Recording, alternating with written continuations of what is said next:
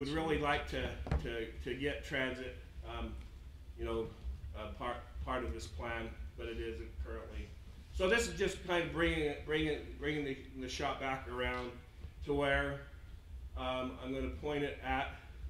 So Porter Rockville Boulevard will continue on, and it will go across the river, and then we'll connect up to Mountain View Corridor. And so, we've gone a long ways. I just have to give a shout out to the Salt Lake County's Corridor Preservation Fund. Through the use of corridor preservation, we've been able to stay ahead of all the development. We have never paid more than $6 a square foot for the property by staying in front of the development. And the last $1.5 million worth of property, we only paid $3.25, which was just last year, because of the ability to stay ahead of development, to where, instead of waiting until the developments happen, then you buy the property, and that's when all the property rates have raised. So I have to give a shout out to that, because it really worked well. And in this case, the whole right-of-way is purchased for the 7 lanes, minus a few areas like, canal crossings and things. So that right-of-way is preserved. Also, the Wasatch Front Regional Council, who has funded the Segment 4 and Segment 5, which are the 2 pieces adjacent to the river. So it's to assure the commission that we're not going to build a bridge to nowhere. they will be connected. So having said that, so Porter Rockville Boulevard, very important to the region. It'll be very important to our city. And just as one last note, Porter Rockville Boulevard, the reason why we named it Porter Rockville Boulevard is 146 South is right here. The freeway is just right here. This is the frontage road, actually, and the freeway is just off the picture. This red line is the historic Pony Express Trail. And Porter Rockville stable was right here, and his hotel and brewery was right here. There's a monument depicting these locations that is currently right off the map right here, that's in Bluffdale. And we currently have a volunteer group made up of the LDS Church, the Sons of the Mormon Pioneers, and the city are all going together, and we're working toward moving the monument right here. And then we're also going to implement a Welcome to Bluffdale sign, but it's going to more accurately designate the location of where Porter Rockville had his properties, hence the name Porter Rockville Boulevard. So any questions? Well, questions for the mayor, please. Thank you for the presentation. That was terrific. And I was going to ask, how come you chose Porter Rockville? Is the brewery still there? No, it's not. It's long gone, but we do know where it is, and just for the historic purpose, we feel like the monument's important. But so your population apparently is just going off the scale. You said the 2 schools back by the road. Right. Yep.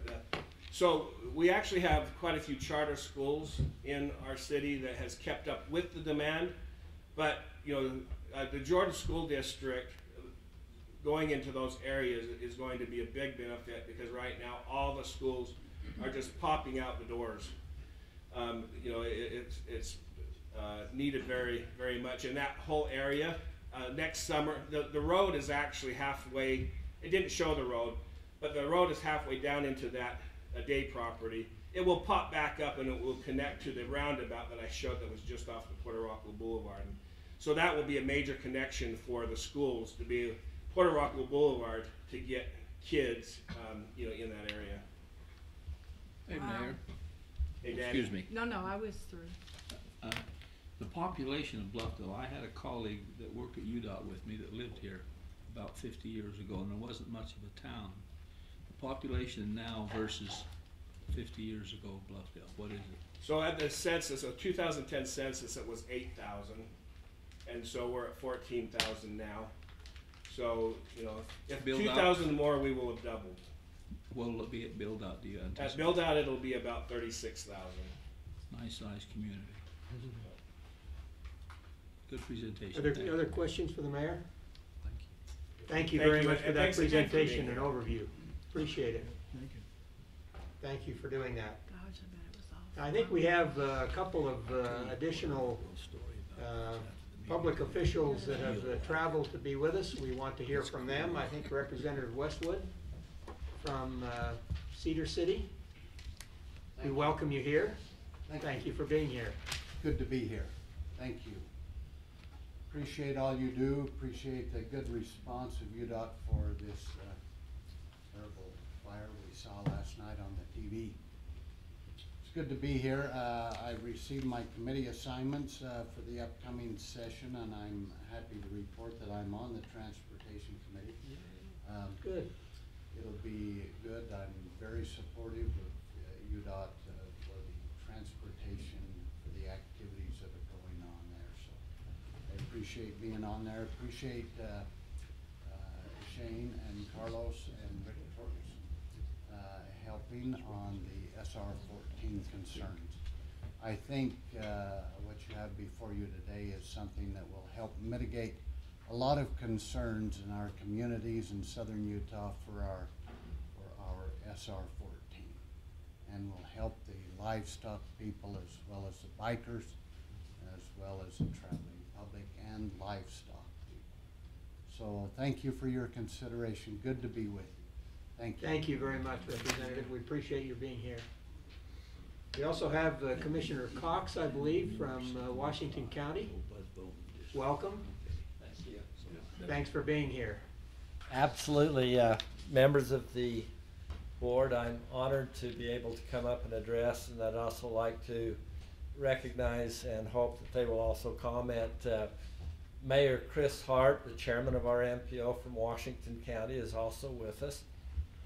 I'm also pleased to report that Ed Roberson, the state BLM director, chose to attend this meeting, and it's because of his interest in what you're going to be considering later on in your agenda today, and that is funding the initial effort for a right-of-way application for the northern corridor. As we talk about explosive growth, I'd like to relate briefly what I've seen happen in Washington County. As a young man, when I graduated from high school, St. George had 7,000 people. Washington County altogether had 14,000 people. Today, standing before you, I'm a commissioner of a county of 160,000 people. And by 2035, our population is projected to grow to 360,000 people. We have tremendous transportation challenges in Washington County that are imposed by our geography. We're a beautiful area. We're the confluence of the Colorado Plateau, the Mojave Desert, and the Great Basin. It's a unique area. It's a beautiful area. But because of the vistas and the habitat area that we've got for the tortoise, the Virgin River, those beautiful black plateaus on each side of St. George, it is a real challenge for us to be able to construct east and west corridors. Maybe a few of you have had the opportunity to come to St. George during the President's Day weekend that's coming up soon, and have tried to drive St. George Boulevard as it is now. And we can back traffic up for a half a mile or more trying to get on or off of the freeway.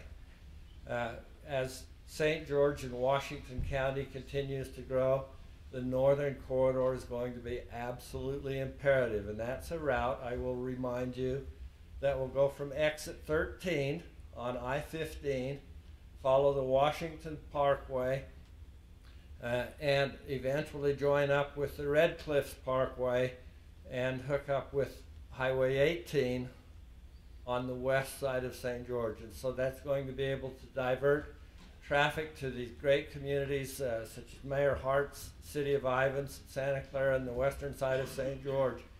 Allow them to effectively commute without driving through the middle of town.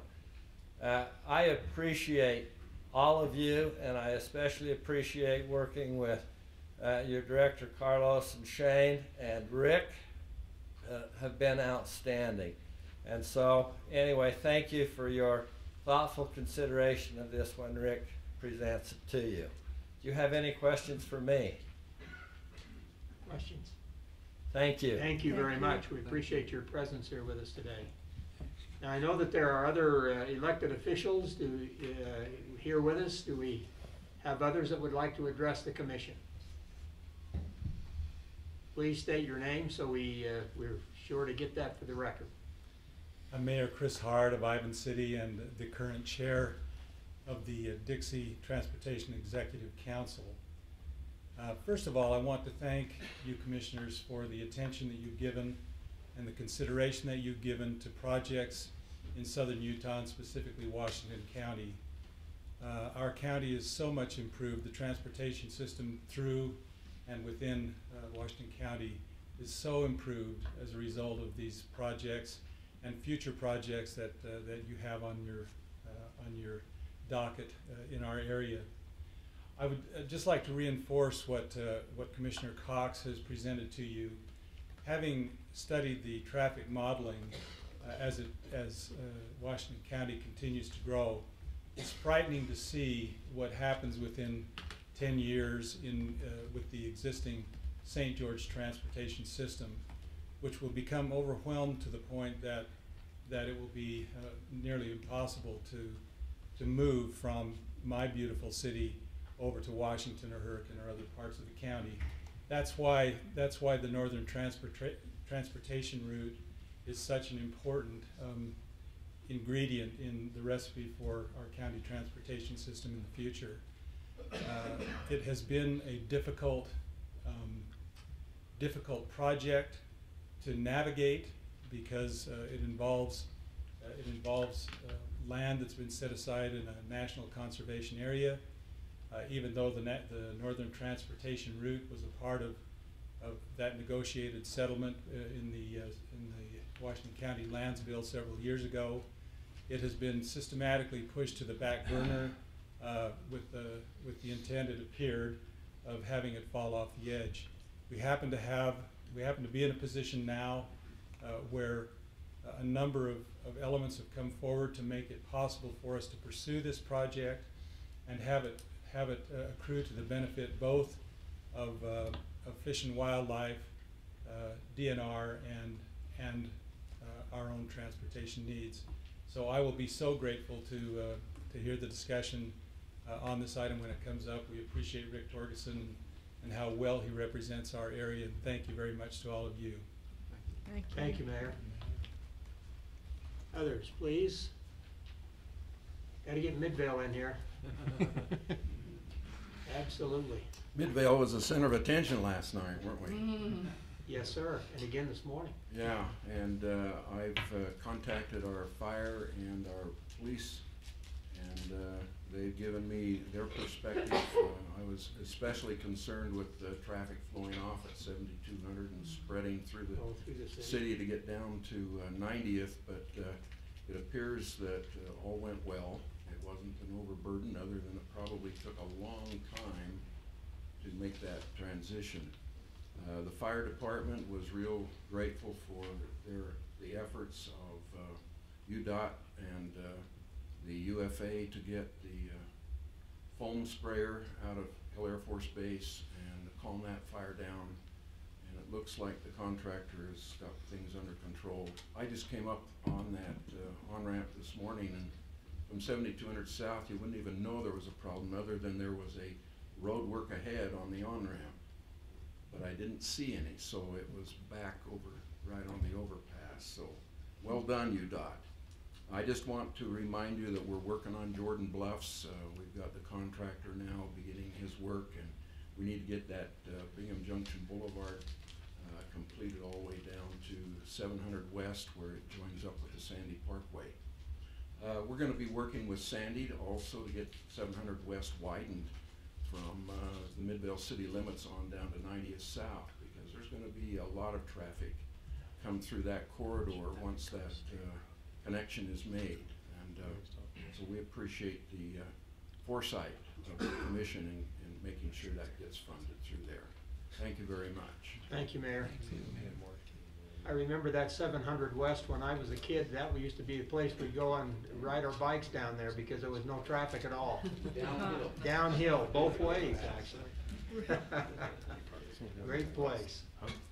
Are there other elected officials that would like to address us?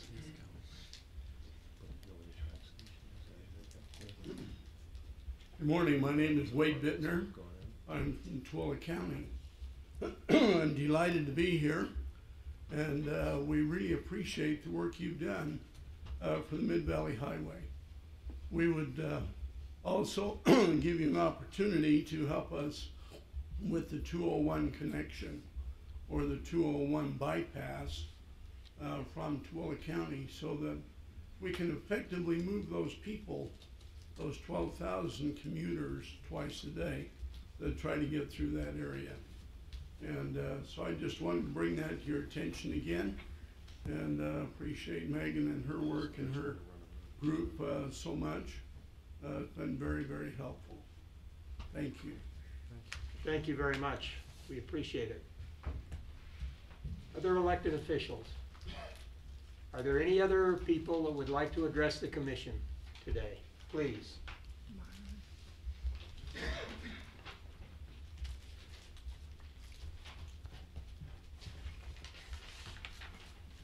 Members of the Commission, I'm Myron Lee from the Dixie Metropolitan Planning Organization down in the St. George area. And I just wanted to really quickly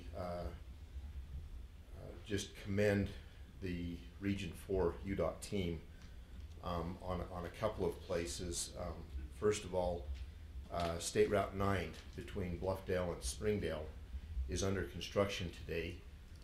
And that area services Zion National Park. I drove that section of road the day after Thanksgiving, not in an effort to see Zion National Park, but to be with my extended family as they went through Zion National Park.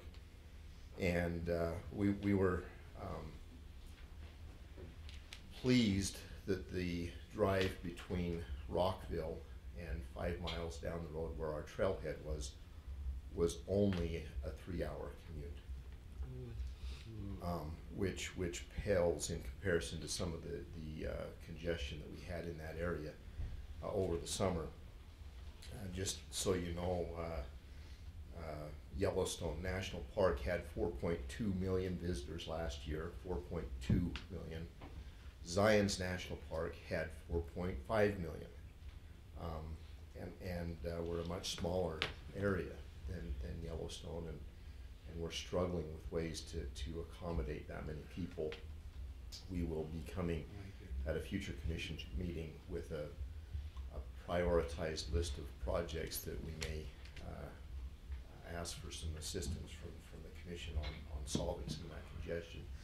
But again, I would commend the Region 4 team on that State Route 9 construction project. They've got the road closed down to 1 lane because of how tight it is to build it. It's a very difficult project, and they're doing their best on that.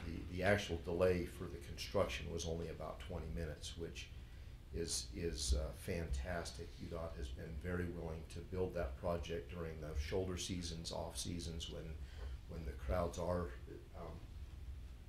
lower.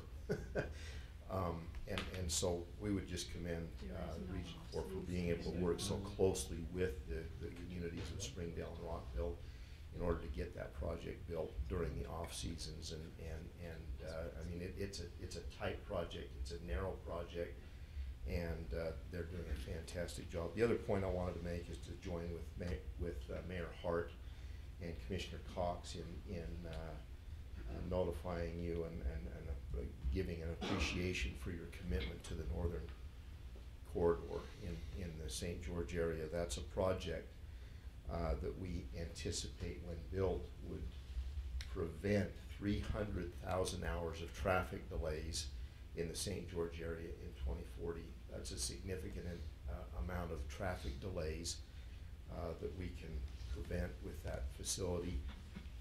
And that will positively impact our air quality. It will help us to maintain some of our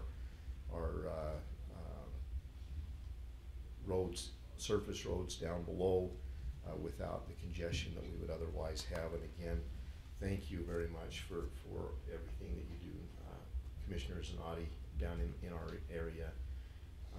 It makes a difference. It really does, and we appreciate it. Thank you. Thank you, Myra. Any questions for Myra? I just want to say, Myron, I wish we had an off season down there. I think it's full season all the time. And those statistics, I had no idea we were bigger than Yellowstone. That's really intriguing to hear. There's a lot of people. We have a population in the county of about 180,000. Right. And in Springdale, it's a very small town, and we throw 4.5 million visitors a year through there. That's very significant. Of course, you have to draw the line that Yellowstone, that closes in the winter, nobody goes there. So that 4 point whatever million is in summer. Yeah, they're all down visiting All things Zion. relative. That's pretty heavy Come to traffic. sunny St. George. Absolutely. All right, thank you, Myra. Are there others that wish to address the commission? Please.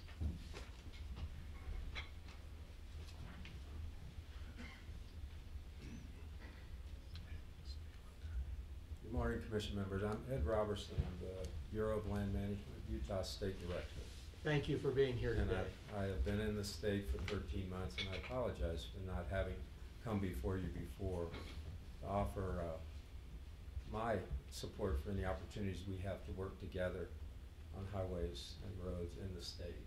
And to let you know that we have really worked hard over the last year and a half since I've been here with Washington County, with the Commission, with Dixie and PO and the cities and communities there to find a solution for the northern corridor. And you have our commitment to work. It's item 7. I didn't know if I would have an opportunity to speak today about that. But we and our district manager, Ahmed Mohsen, will be working really close with the county, with the state, with UDOT, when the application is filed, to get this done as quickly and as well as we can to find that balance for a corridor in a really tough area. So thank you, Chairman. Any questions? Question? I just have a go ahead. I was just gonna say, where were you previously? I've 39 years in BLM. I worked in eastern states for the first 12. I was in New Mexico for 16. I was in Washington for 7.5. I was the assistant director of BLM for resources and planning. So I was used to doing planning processes, and I'm a land use planner by trade. Worked in a regional planning agency in Florida, and I was in Denver at our National Operations Center a year and a half before here. Glad you could. I usually don't Welcome to Utah. say that. People say it takes so long to say where I've been. Mr. Chairman, I just wanted to compliment Ed. He's a heavenly breeze that we need in Washington County. Previously, we haven't had that much cooperation and not much of a listening ear. But Ed has been wonderful, and have observed him and of course asked other people. He's going to be a great asset in improving our county. Thank you, Ed. Thank you, sir. Thank you very much. We appreciate it. Anyone else to address the commission? If not, then we'll move forward with our agenda. Among the great opportunity that we have and the people that we get to work with are the people from the Federal Highway Administration. Ivan Marrero is here. He's the state director, and he'll give us a report. Brigitte Mandel is also with us, the assistant, and we appreciate the two of them and our working relationship. Ivan? Good morning, Commissioners, and Happy New Year's. And thank you for giving me the opportunity to talk to you this morning. We've first of all, I want to commend the Region 2 crews again for the excellent work they've done in getting that repair done so quickly. You know, one of the things we do at Federal Highways, whenever anything happens on the interstate, we provide updates to our headquarters office, and like Brian's wife, they're all very amazed at how quickly they were able to get that work, the highway open, considering because they were watching the pictures on the news like everybody else was. So yeah, it's just amazing how quickly they were able to get that work done. So congratulations, Michael. Got a couple items for you today. I want to start by noting that this month marks the 1-year anniversary of NEPA assignment. was 1 year ago. Don't jump up and down, Shane. On January 17th, our administrator, Greg Nadeau, signed the memorandum of understanding, MOU, and so Utah was able to assume NEPA responsibilities. And as far as from my point of view, things have been going great. We had an audit done this year. We haven't gotten the final result, but there doesn't seem to be any indication or anything serious in there. There will be another audit performed next year as per the regulations. So I do want to thank Brandon Weston and his group on the environmental side for doing such a great job with those new responsibilities. Hard to believe 1 year's gone by already. Let's see. As you probably heard in the news, we are under a continuing resolution that expires today. One of the things that we did on January 5th, we issued the latest obligation limitation, so that we're allowed to issue obligation limitation up to those continuing resolutions. So we issued the about 30% up to January 19th. So that amounted to $94.8 million that was issued to UDOT. So again, about 30% of the total federal funding. So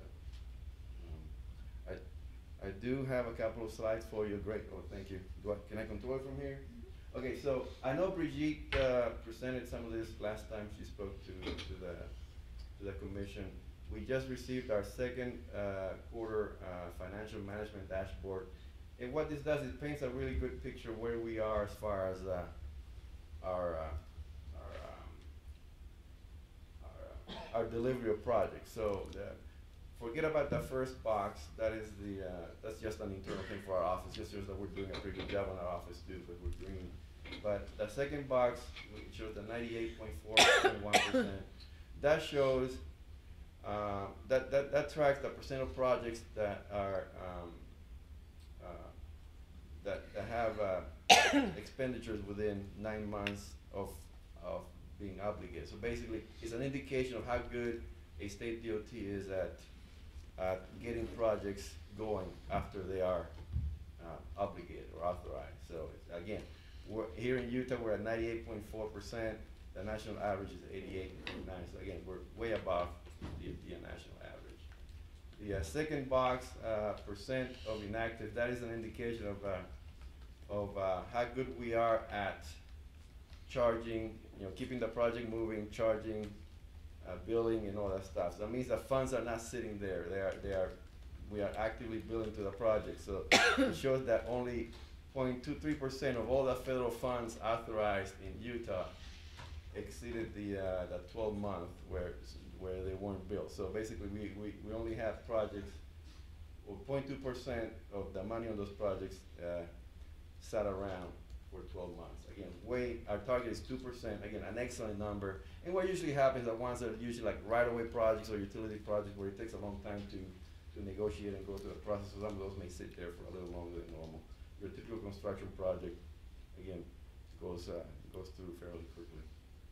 And the last box shows how good we are at once the project gets to an end, how quickly we close the project. To me, that's the most impressive of all the numbers, because recognizing in other places how long it takes to close out a project, and the fact that we're only at 1% here in Utah compared to the national average of 11% is just amazing. So again, great numbers.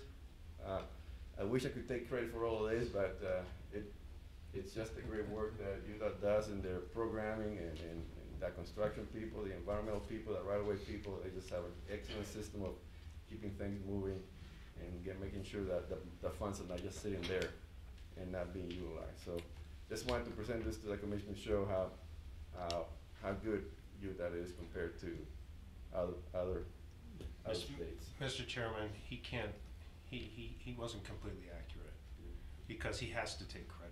His team is amazing, and it takes a partnership. You can't, you can't tangle with one person. And so Federal Highways brings the attitude of how to help us be successful. And so he deserves a lot of credit. Thank you. Thank you for that. Well, it's been easy. Another chart I want to share with the commission. We have in federal highways what we call the compliance assessment program. This is a program where we, every year, we are provided a list of projects from our headquarters. It's a statistically based system that provides us 90% assurance of compliance. Therefore, so we get 43, at the top there in the blue letters, see 43 projects. So basically, that comes out of headquarters every year. So these 43 projects you gotta look at. So there's 10 items in there that we look at. And there we go, scroll up a little bit. So what you see in this chart is, okay, the green lines is where Utah is, and then the darker bars are the national averages. Therefore, you can see that, so for example, question 1 is the project in the state. That's one of the, these are all just basic requirements that every project has to have for federal highways to comply with the federal requirements. So is it in the STIP, is the NEPA approved, is the right-of-way and utility acquired in time, is that Form 1273 included, is there a traffic management plan, are the bids evaluated, is there somebody in responsible charge of the project when we go see it, are the DBEs working on the project, was there a cost estimate prepared for the project, is it well done, and are the change order documents there to justify the change order. So those are the kind of things that we check for those 43 projects.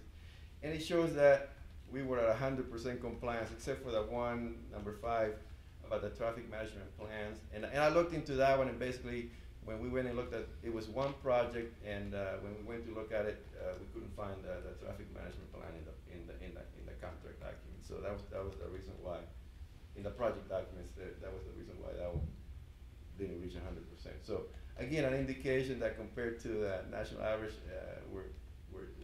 that is doing a great job in complying with the federal requirements. Just wanted to share you with this information. So, and you guys claim that I never come with good news, so I have. Hey, that was me. So I'm gonna take that responsibility. Anyway, that was all I had for you guys today. So I'll be glad to answer any questions you may have. Any questions for Ivan? So this is the annual basis? Yeah, and we already have a new list of projects that we'll be checking for next year. You know, Ivan, we're so impressed with you that we even named the town in southern Utah. Yeah, you spelled it a little bit wrong, but but everybody knows it's your town. Yeah. We're not going to let the government close down today. No. And luckily, as far as the government shutting down, you know, on federal highways, we're fortunate that our funding comes out of the Highway Trust Fund, so we're not subject to those furloughs. So we will be in our office on Monday, as usual. We're very fortunate that way. Good. Okay. Right. Thank you. Thank you very much, Ivan. We appreciate it. We now have some reports from UDOT. Randy, the scoreboard, and then Jason. Well, I'm glad that report that Ivan just gave was so positive, because most of that stuff is, I had some responsibility for it. I was heading out the door. That's why it's so close, because if it would have been bad, I'm thinking there's no reason I get up and talk today. But it's a pleasure being here today, and I want to apologize. We were hopefully going to have all this online data today, and we've got a new report that talks a little bit about our pre-construction, our construction efforts, and bless the souls of my staff that's been working on it. They called me at 6:30 last night and said it's ready to go. And I said, well, maybe let's hang tight, just so I can be a little more prepared and talk about it. So we'll bring that to you next commission. It'll take a little more time because we'll need to explain some of the things that we're talking about and some of the information we're going to show. On this chart, you can see that what we've done over the last month. You can see it's a busy time for us to actually get projects out the door, to get them designed and advertised. And so we have 18 projects that were advertised since the last commission meeting for a total of about $100 million. You can see 11 of those 18 were from Region 4, and the rest of them were spread throughout the state. It's kind of funny how we go. Sometimes we have a good variation, and other times we have one region that puts out more projects. So anyway, this is a big time for us. We want to put out all our projects during this time so we can get them out and get them built next year. So Hey, Randy, would you please stay on that chart, on that page? You bet. So I was reviewing this one 2 days ago. The number 3, you have red line, says that the total cost estimate. If you look at the numbers, there's a $1 overestimated. You're telling me that you are really that much accurate, and yet you have thousands of dollars in other categories that below the estimate, and you don't get any adulation for it. So You know, when that happens, I get taken to the back room and I mean, with that kind of accuracy, I think you should travel to Washington D.C. to fix their budget. I'll go get on a plane this Honestly. afternoon. Yeah. Hallelujah for I'll that. take care of that. So yeah, we do, and we have this stuff, but those are really just, we should probably round and. Well, I was We don't. impressed. I was impressed. On the real-time data, we have that all addressed. You shouldn't see that. And so hopefully that happens. Well, it was You know, one of impressive. the things that's interesting about the folks, you know, and all this work happens in the region, but even when we miss a project budget or we miss a project schedule, it's usually by very little. You know, it used to be years and years and years ago that we would miss project by years and budgets by, you know, large percentages now. It very rarely happens because of how diligent our project management system is, the systems that we have in place to track that data, and obviously the mechanisms that we have to come to you as a commission and adjust and make changes. Probably the most beneficial adjustment we have is that we can come and take money off projects once we advertise, and you guys can re-obligate that or get that back on the road and back into projects. Likewise, every once in a while, we have the situation happen where we may be turned back a little too much money and have to come and say, well, we maybe was over optimistic. That rarely happens, but it does happen. So I think there's a whole array of things that help us here to make sure that we deliver. You know, Ivan mentioned in his, you see all those measurements of how we do in Utah, and I think that's Carlos is right. I mean, we have a great relationship, and it's just amazing to watch the obligation process and how many people that are involved between the Federal Highway Administration and UDOT to make that happen, and all the way through that data. I mean, it just flows. Everything's electronic signatures. It all happens quickly. Matter of fact, I get to sign. I think I signed most of those things, and it's amazing how fast you just watch that stuff just happen. So. Answer that question, okay? Any more than you want to hear, right, Rocky? Thank you. So, anyway, this is a different month to talk about this, because you can kind of see if we look at the contractor payments by month, which is this middle chart here, that we don't do a whole lot in December. We try to shut things down most we can, so there's not a lot of contractor payments, and so you'll see that number go up significantly as long as the weather holds here this next month, but we do it just as a good indicator that things are slowed down. In this top chart, you can see that we've got 153 projects currently under construction with $1.1 billion worth of contract amount. So there's a large amount. You can see back to a year ago, and you can see we've got a significant number, a larger number of projects that are currently active, and I think we're going to continue to see that for quite some time. I won't belinger this issue. I think most of these charts are real similar since we're in the wintertime months. We're adjusting this chart on a new report, but this is a contract award versus engineer's estimate. It's a little bit deceiving because we're showing that our engineer's estimates still considerably, we still have quite a bit of extra money. But that's because we're raising our estimates and prices are going up. We're tracking that. And we've talked about that before, mainly because of labor and equipment costs, but there's also some material costs are involved. So, any questions? Good job. Okay. Thank you. Questions for Randy? Thank you very much. Thank you. Thanks, Randy.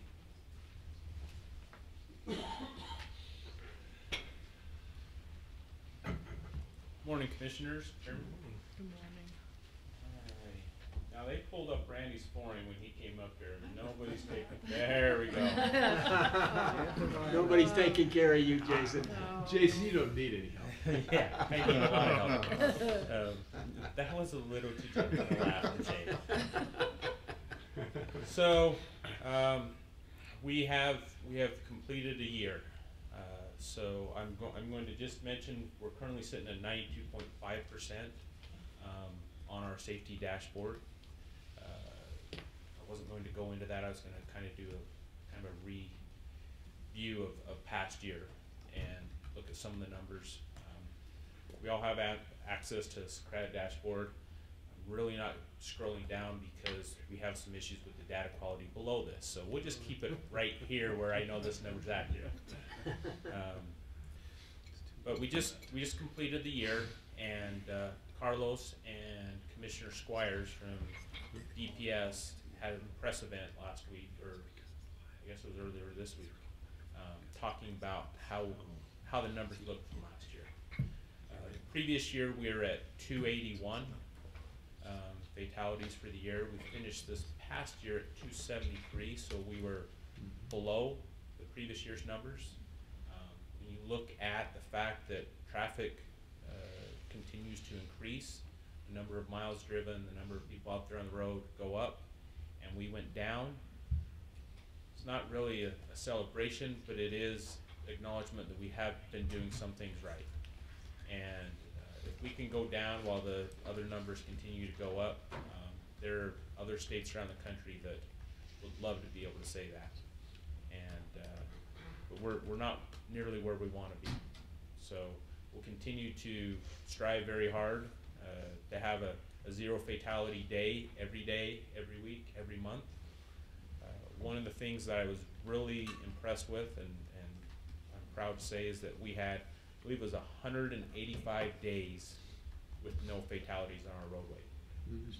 And we had that board up at the press release, and we were talking about how Texas is still trying to get one day. They've gone years and years with at least one fatality every day of the year.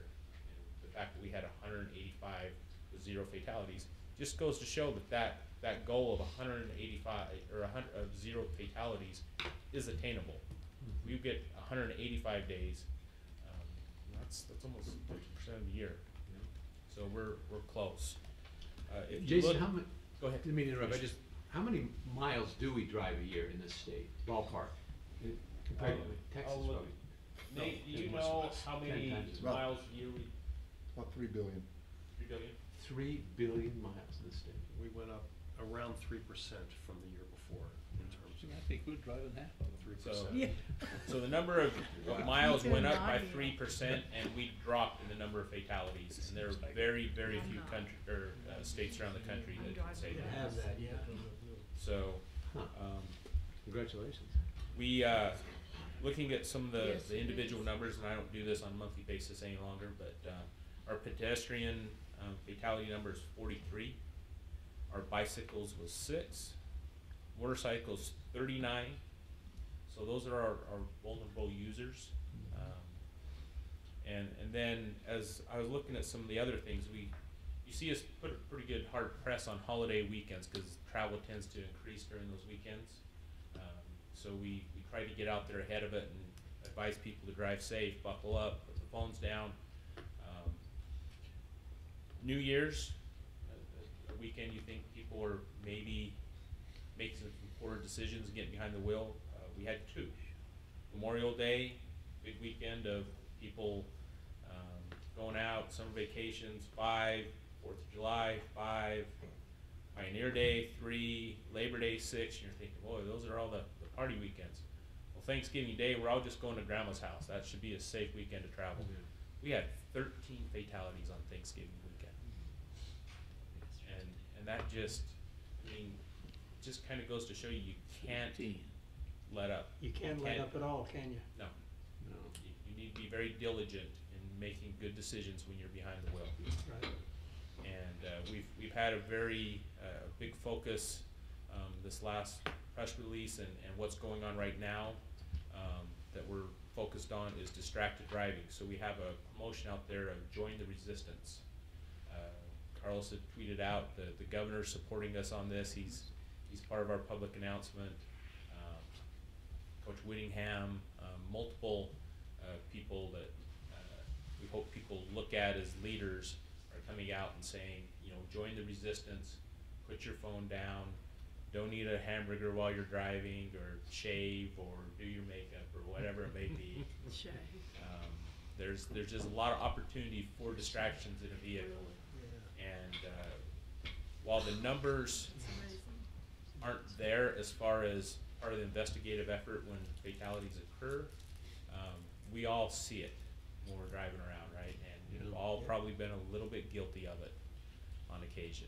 And so it's just a matter of being more diligent. Our Super Bowl commercial this year will focus on that behavior. I think everyone here will be, the message will be very loud and clear.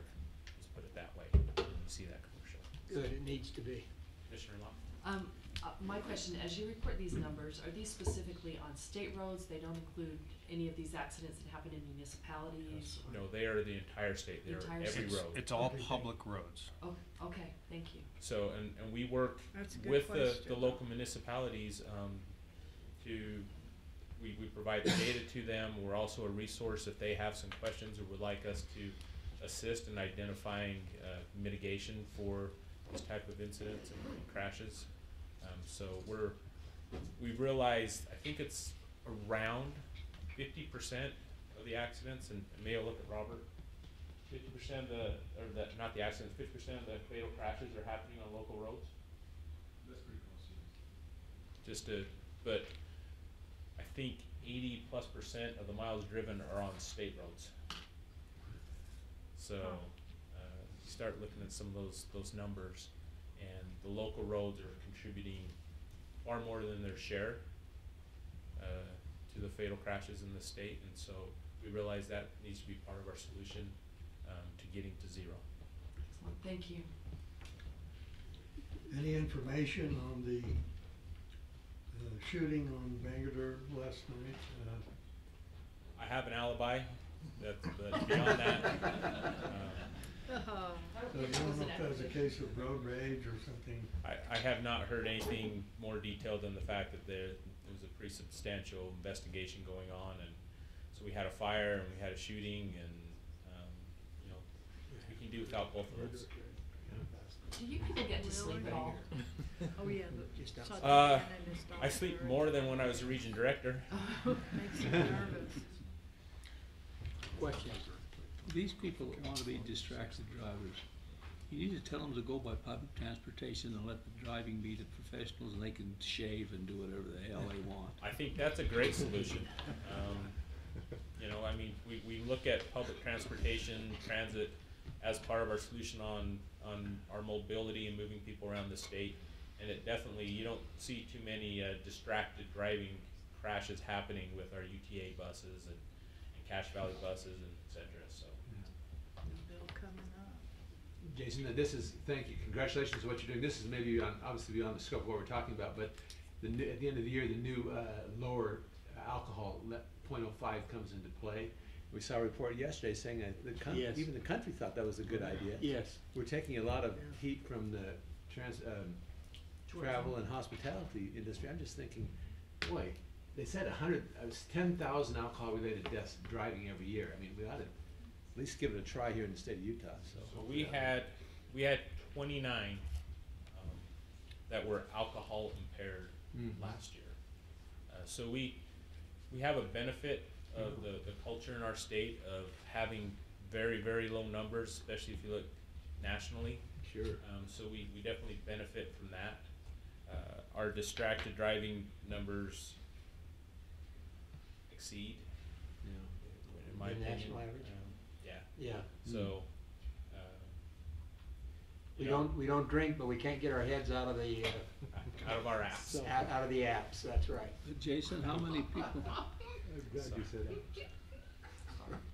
Jason, how many people are involved in these alcohol-related accidents that are not killed, but they're maimed for life? Their lives are changed forever.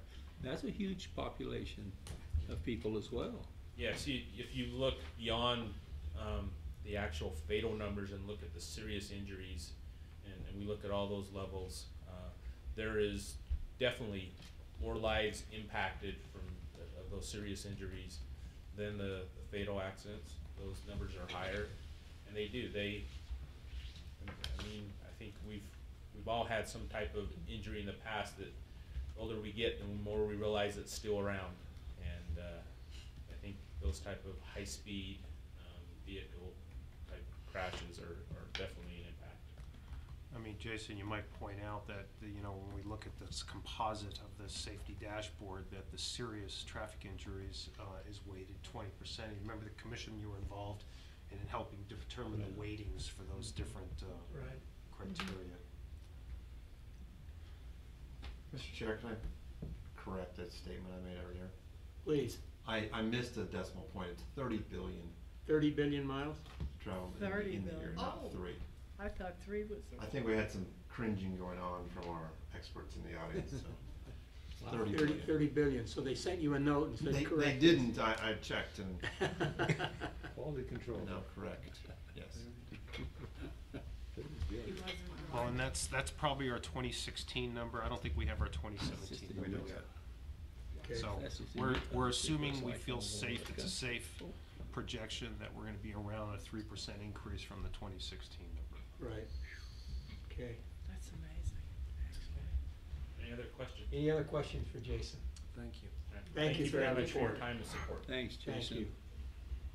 We now move into the part of our commission meeting where we take care of our business and do a lot of approvals here. I think Bill Lawrence is going to lead us out while Bill is getting set up. We have a consent agenda, the approval of the minutes from last month, and a funding adjustment bringing back, I think there are 4 different projects that are returning funds totaling about $2.4 million. I will entertain a motion to approve the consent agenda. I move to approve the consent agenda. I'll second. Moved and seconded that we approve the consent agenda. Is there any further discussion? All right, Mr. Chairman, I have just 2 minor corrections. On the page 2, the second paragraph from the bottom, it says that Shane Marshall, UDOT Deputy Engineer. I don't know if he has identity crisis, but I know that he's a deputy director. He did.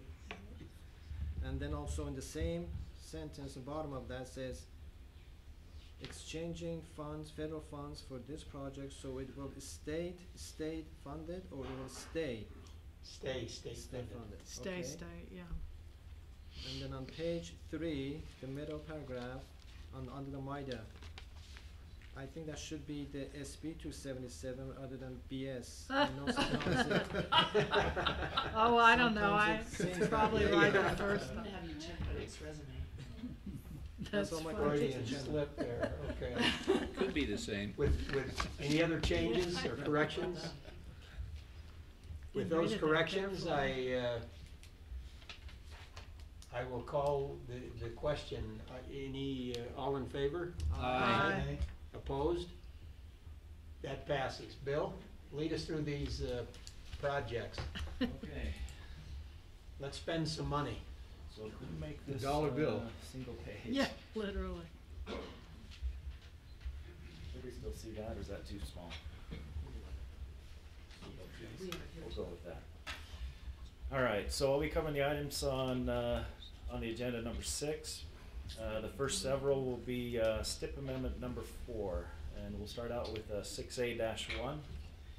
Region 1 is requesting approval to add $2.9 million and modify the project limits of the SR30 rest area to SR16 project.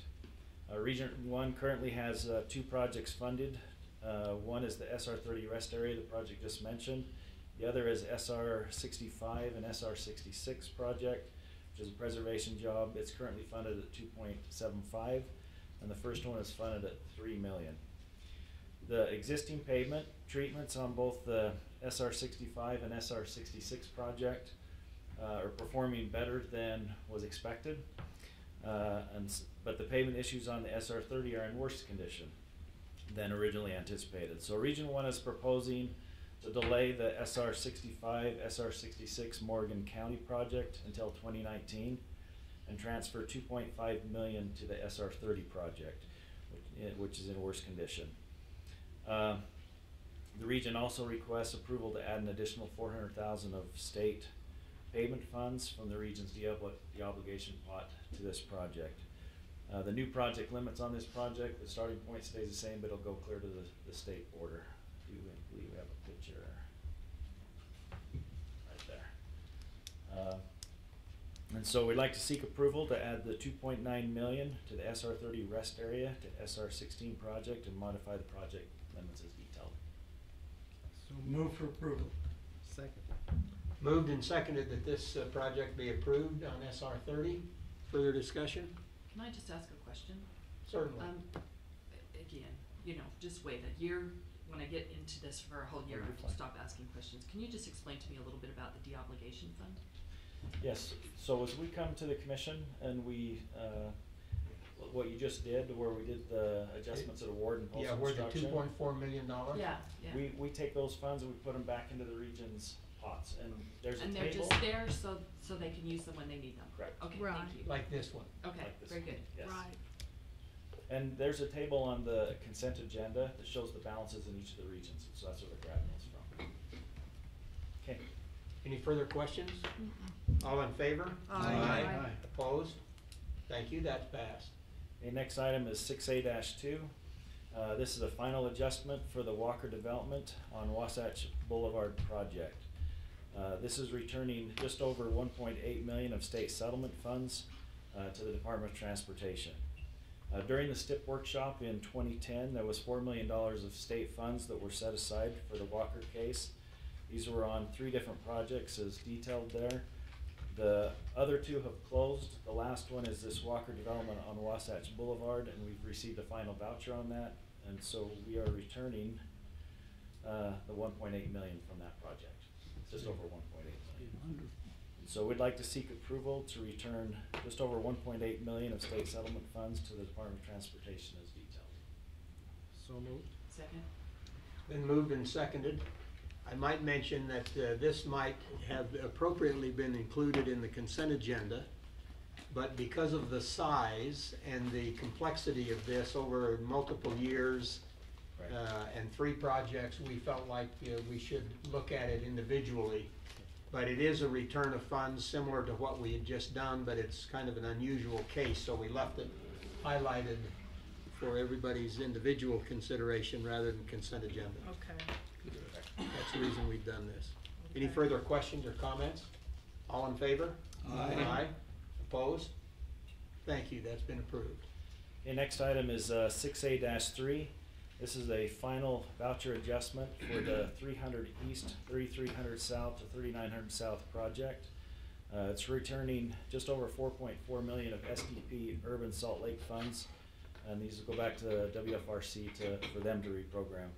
This is another one that could have been on the consent agenda, but due to the amount, we wanted to just bring it forward so it was individually. Yeah, not only the amount, but the fact it's going back to WFRC rather than to us. Yeah. So we wanted to highlight that for everybody's attention. So also wanted to note the reason for the large amount, South Salt Lake City changed the pavement treatment from concrete to asphalt. They also received a very good bid. So we'd like to seek approval to return just over 4.4 million of SDP urban funds to the Wasatch Front Regional Council as detailed. I'll entertain a motion. I so move. Second? Been moved and seconded that this 4+ million be returned. Any further comments, questions? All in favor? Aye. Opposed? Thank you. Okay, next item 6A-4. This is a request from Region 3 to add 1.2 million of Transportation Alternative Program funds to the design for bike structure over SR 92 and Lehigh project. Region 3 has existing TAP funds, or has an existing TAP funded project at 120,000 to help provide the match for the First Mile Last Mile Tiger Grant, which is being managed by UTA. Adding the additional 1.2 million to this project will help move it up the schedule. Will also provide a vital link to the trail system in this area. Region 3 also suggests with the additional funds that allow the project to move forward to construction that the project name be changed from Bike Ped Bridge over SR 92 in Lehigh. Change to that. Change to that. What's it called now, Bill? Oh, bike structure? Design for, oh, that's right, design for got taken out. Oh, okay. So Terry, do you have enough room to accommodate this facilities with all the traffic congestion you have on 92? Yes. I have some more detail I can give you on it. I've got another map of it. Okay. On my presentation, but Her it's been Region 3 presentation, you'll show that map that we discussed, Terry? Okay. Okay. Thank you. You'll see where this goes and why this becomes important when she presents that Region 3 discussion.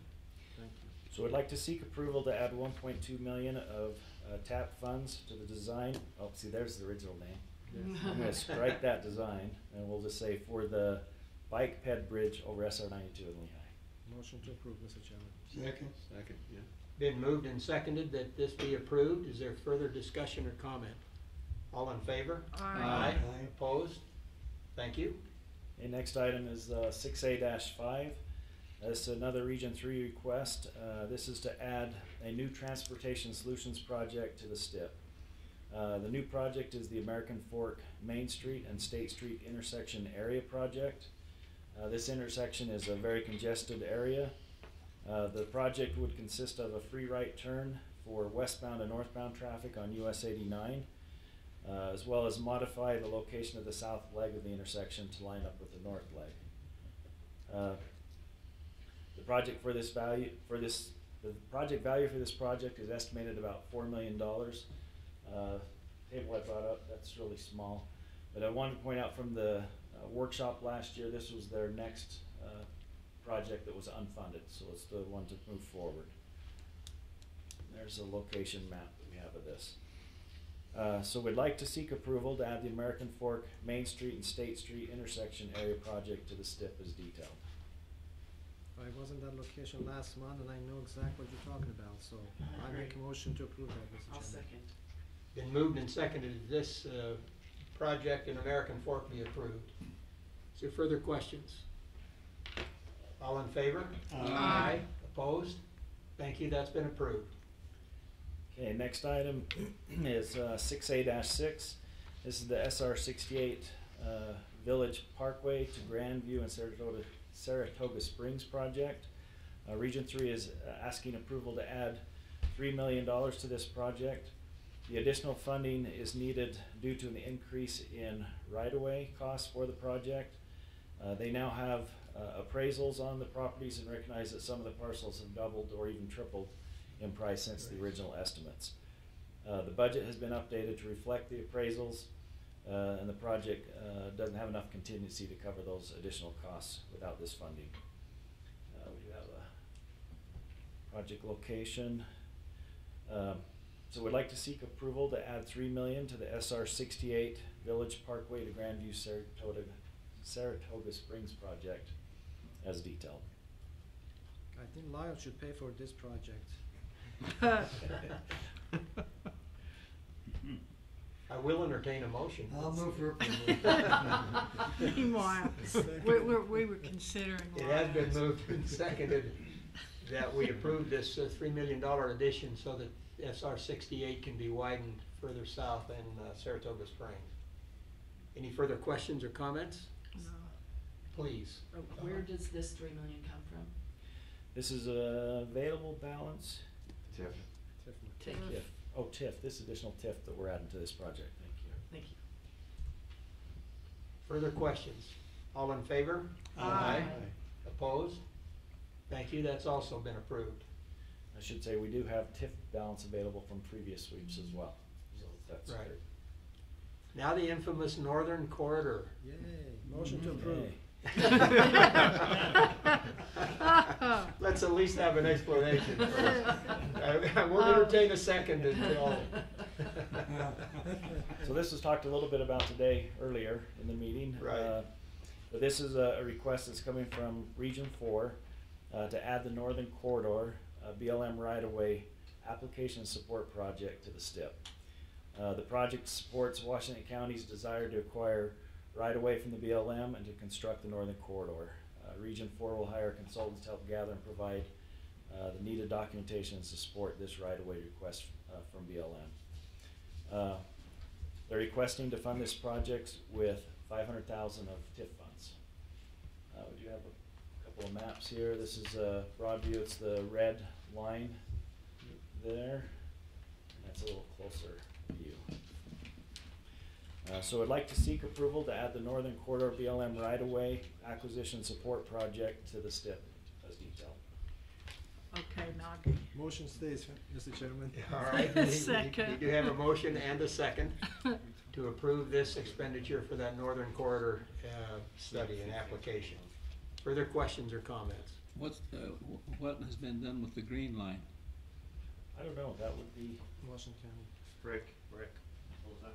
Yeah, what status is the green line in this planning process? Top Or right. yellow, or whatever you wanna Yellow. call it up there?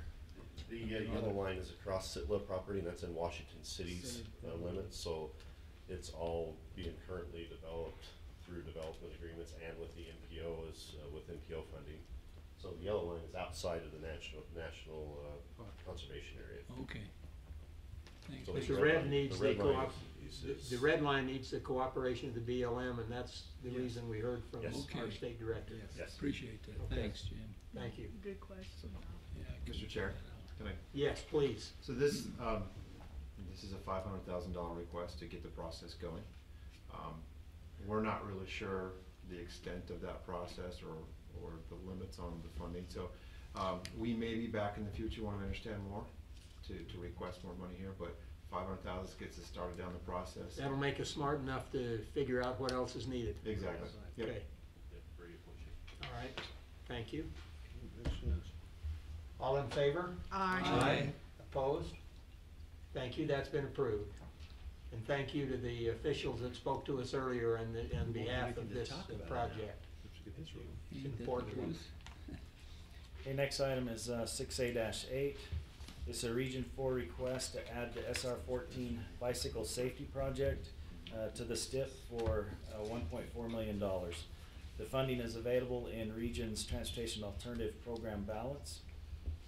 They recently completed a bicycle safety study on SR-14, which included public outreach to understand the challenges with bicycles on the corridor.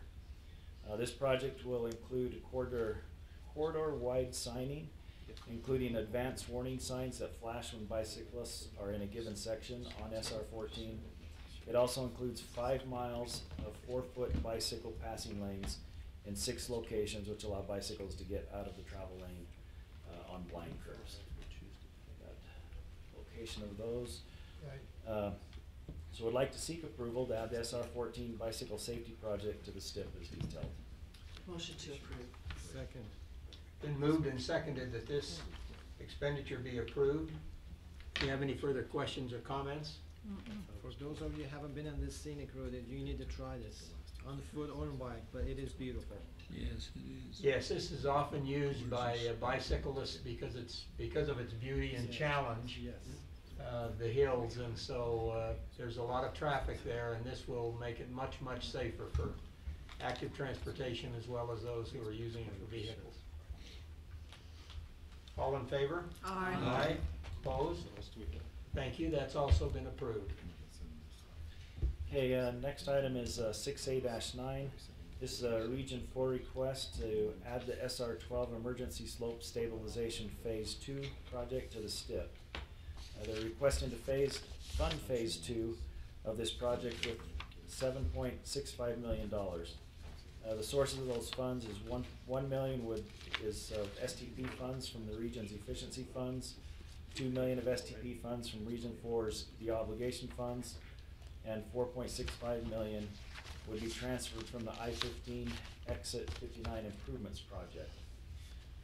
On the I-15 Exit 59 Improvements Project, it was funded more than 4 years ago as a choke point project. This project was initiated because of the Alton Coal Mine haul study to improve that exit.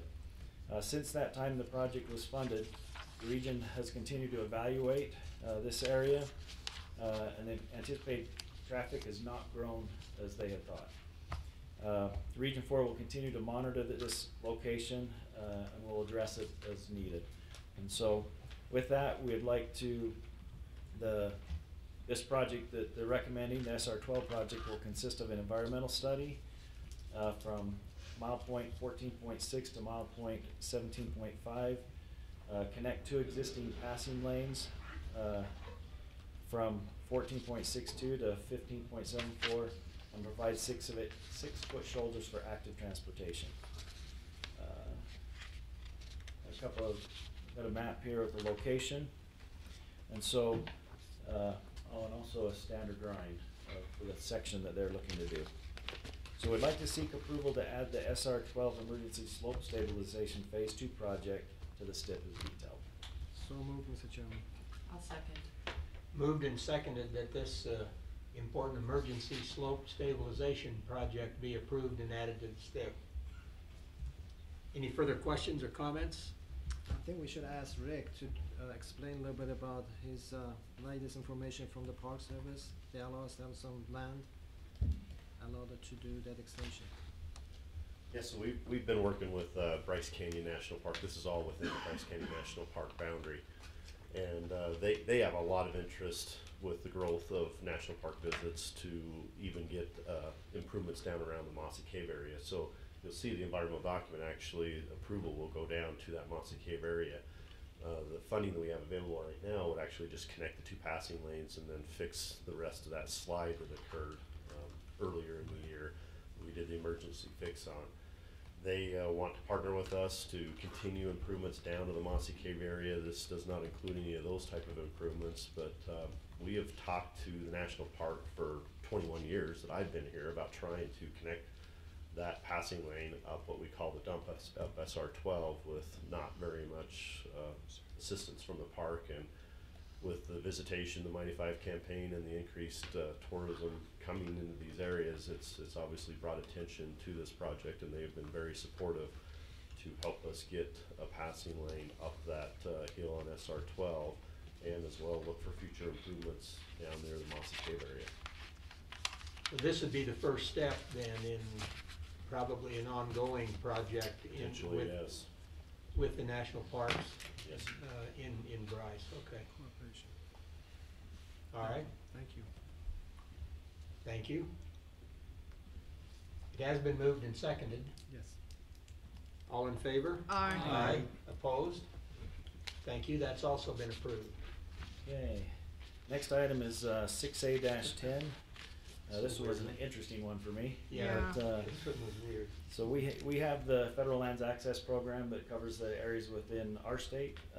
We received notice that the Eastern Federal Lands Highway Division would like to fund a project in our area, and I don't know all the details of why they are, other than that they asked us to put it on the STIP and that they would fund it. And giving us the money.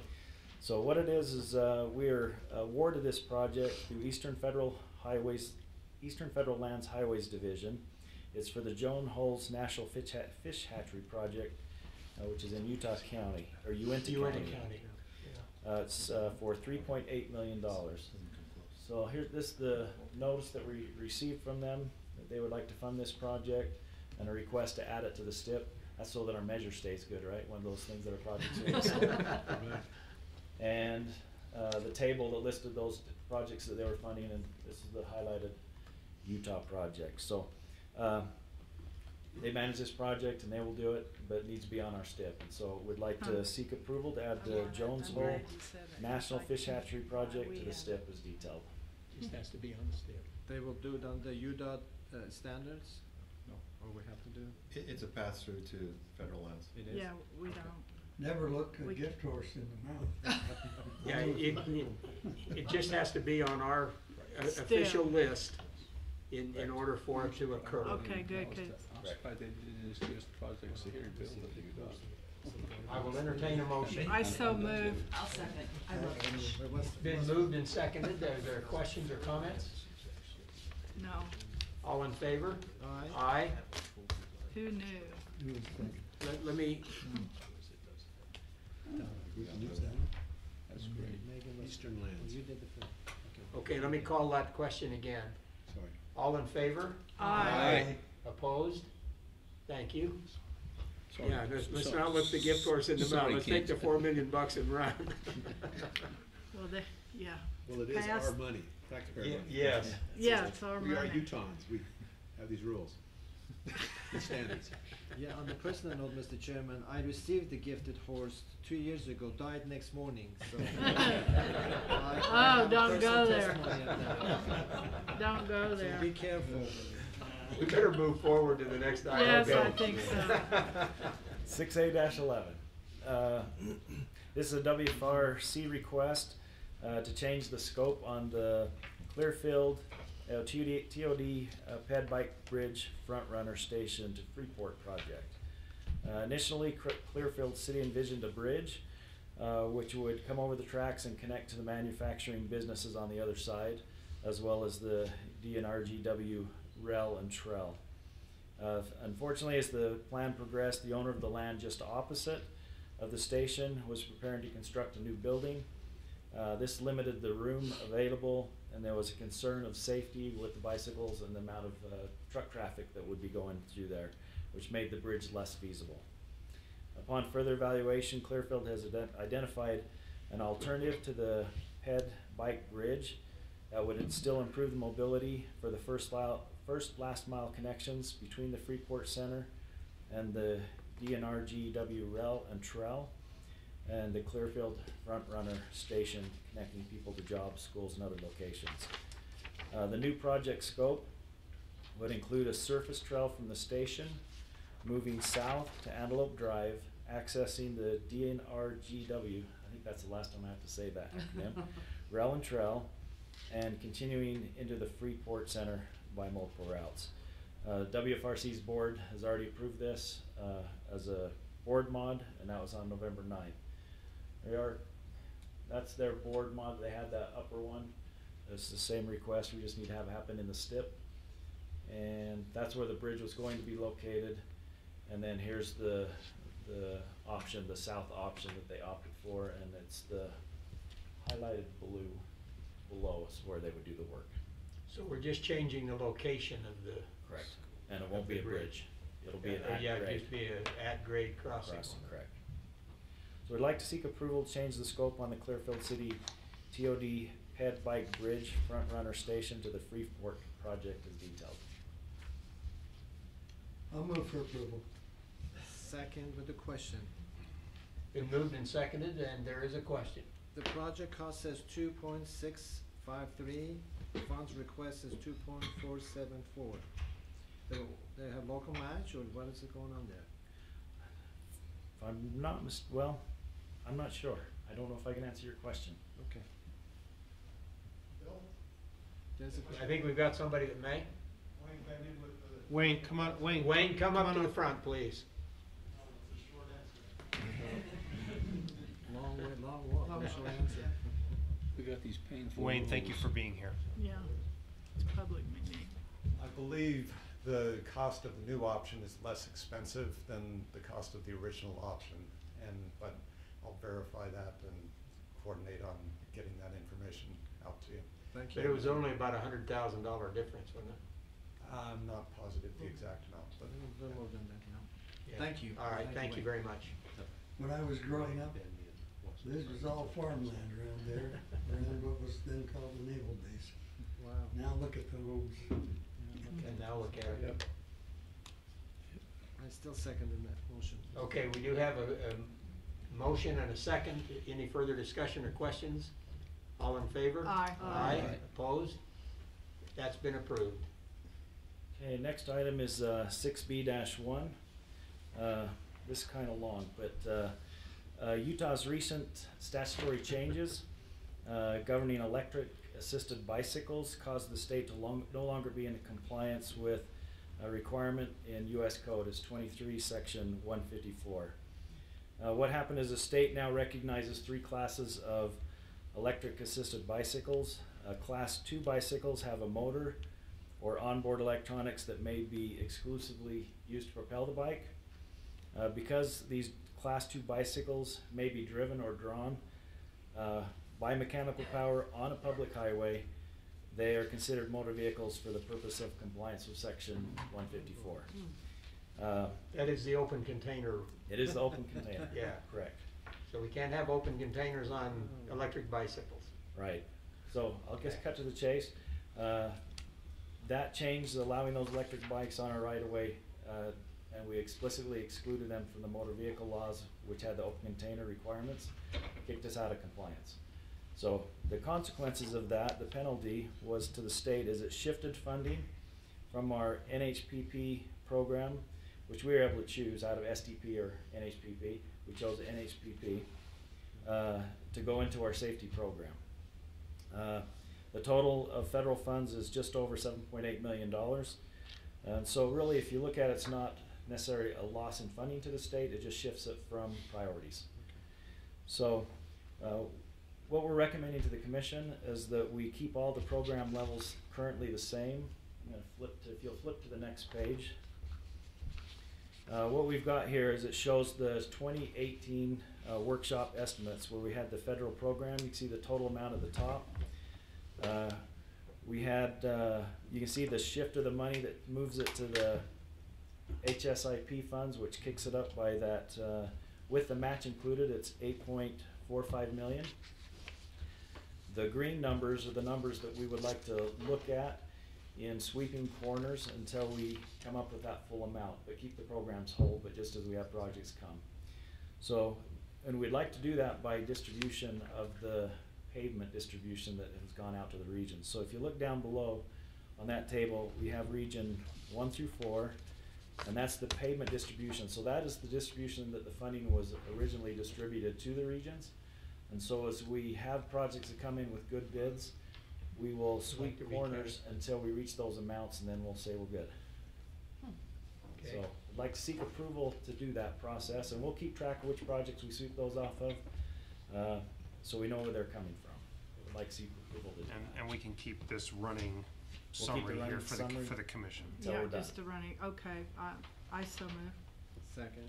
Been moved and seconded that this Question. unusual change be made so that we can do some very fun accounting and reporting to meet the obligations based on the new requirement for electric bikes. Yeah. Now, Bill, there what's is the a question. definition of an open container? Is that an open bottle of water, or is it something else? Anything alcohol. It's alcohol. We're working with So the that is- legislature so to it is bring defined the then. state back into compliance. Right. Okay, thank you. And then there is a bill proposed this legislative Yes. session, is there Yes. not? Yes. Mm-hmm. Okay. To So bring us you back can into take your compliance. motorized bike to the liquor store and buy a fifth and put it in the carrier as long as it's not open. Is that correct? Correct. Or if you have a passenger and it's open, you're in trouble too. Yeah. Okay. Any further questions or comments? All in favor? Aye. Aye. Opposed? That one's approved. Hey, that's Bill, thank you very much. Thank you. The commission will remember that in December, we had a presentation from our internal auditors about the audit objectives for this next year and the areas where the internal audit should concentrate. And they made a proposal for 10 areas, and I think, Shane, you're going to give us a report, as you had indicated in December, that you'll come back and seek official approval of this. Shane Young, not Shane Marshall. Thank you. Thank you for clarifying. I'm happy to nominate Shane Marshall to come up and report to you on this. Thank you very much. Nice thing about this approval is it doesn't require any additional funding. What we're asking is we had presented to you our summary of risk assessments that was compiled by all of the region and group leaders with our assistance. And with it came top 10 projects that we would like to work on from a performance audit side. And I don't know if I can slide down to the actual project list here. Let me see if I can do that.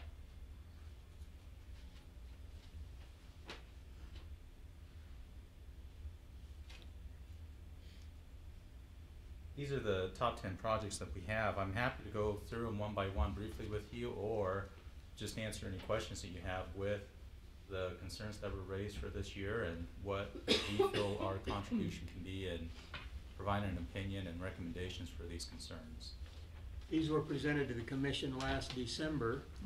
You've had a chance to look at them, hopefully, and review them. I happen to sit on this internal audit committee, and so I had a chance to go in some detail.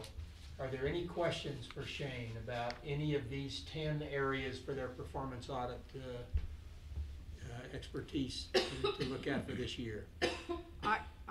Yes. Please. I read through it, and some of them make eminent good sense. But are these ranked according to that's what I didn't understand. Is it like 1, 2, 3, 4, 5 are the 5 ones that we should concentrate the most on, or is it just 10? It's a hybrid of both.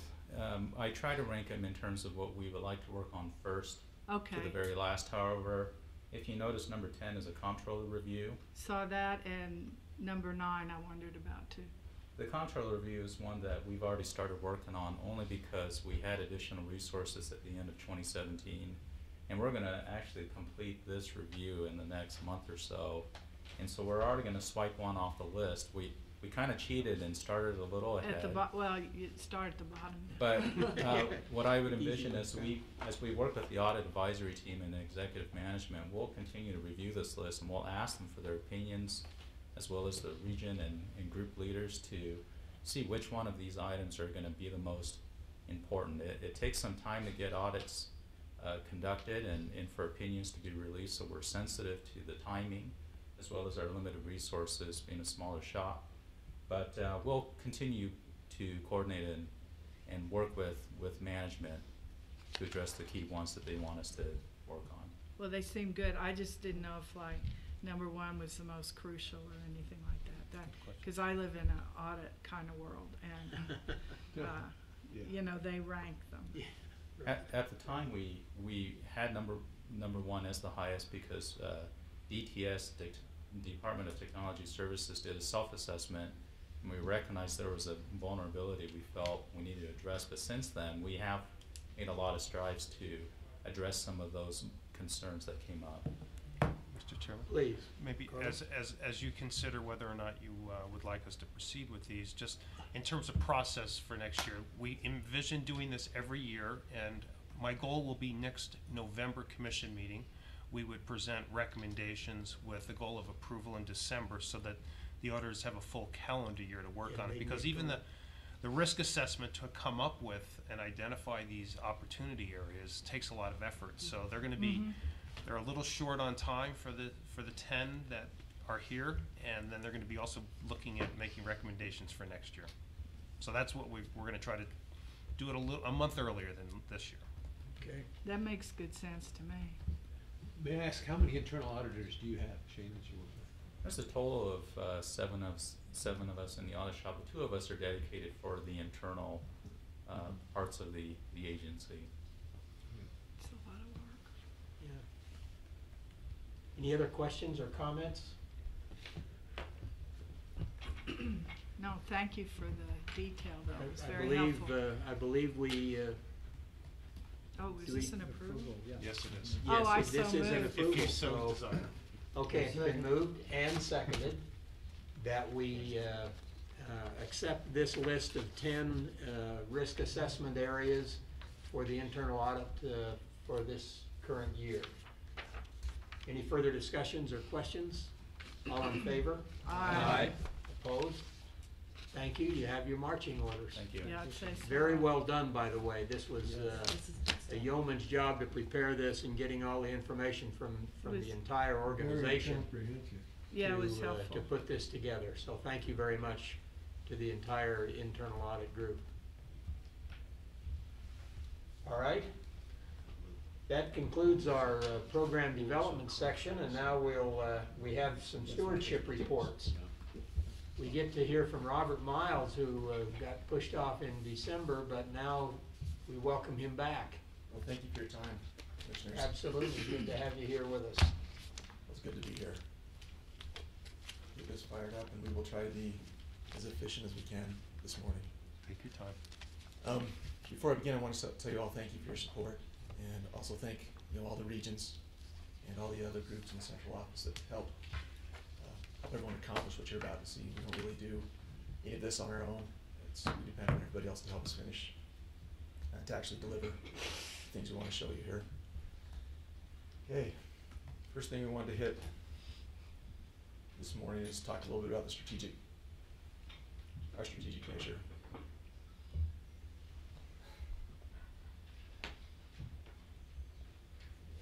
I apologize. Okay. As Jason mentioned earlier this morning, we have about 92.5% of our goal being met at this point. Last year, at the end of the year, we were about 91% at the end of the calendar year. I want to talk just a little bit about what that actually means, and I especially want to thank Ivan Hartle back at the central office, who is furiously working at getting these graphs to look better as the day goes on. He saves us a lot, or saves my group a lot on this.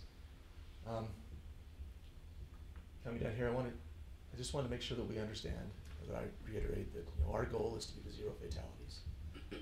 We're committed to be there. What we're looking at here is not whether or not we've hit 0, but whether or not we've met our goal towards making progress to hitting that 0. We set a yearly goal, 2.5% reduction on target maybe. Target, that's a better word, Carlos, thank you. A 2.5% reduction target. So, and you can see from our performance throughout the year that everybody bound together and found ways to improve the way we handle our equipment and limit those number of damages that we had. So we didn't quite meet the goal, but we made progress towards that.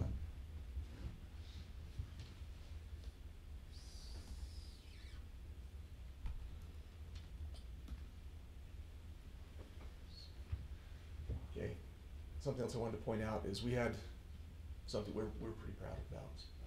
Within the traffic safety group, we have the state safety oversight function for UTA, and we achieved certification this year. We were the 3rd state in the nation to do that, about 18 months ahead of required time. Jim Golden in our office really worked hard with UTA to make that happen, and why this is important is it makes sure that there's no funding roadblocks to UTA's funding or transit funding with respect to rail systems in the state to move forward. So we're really happy about that. Again, November 17th, we're the 3rd in the nation to make that happen. And it's the light rail system, not the heavy rail. Correct. So It is the light rail. Just to be clear.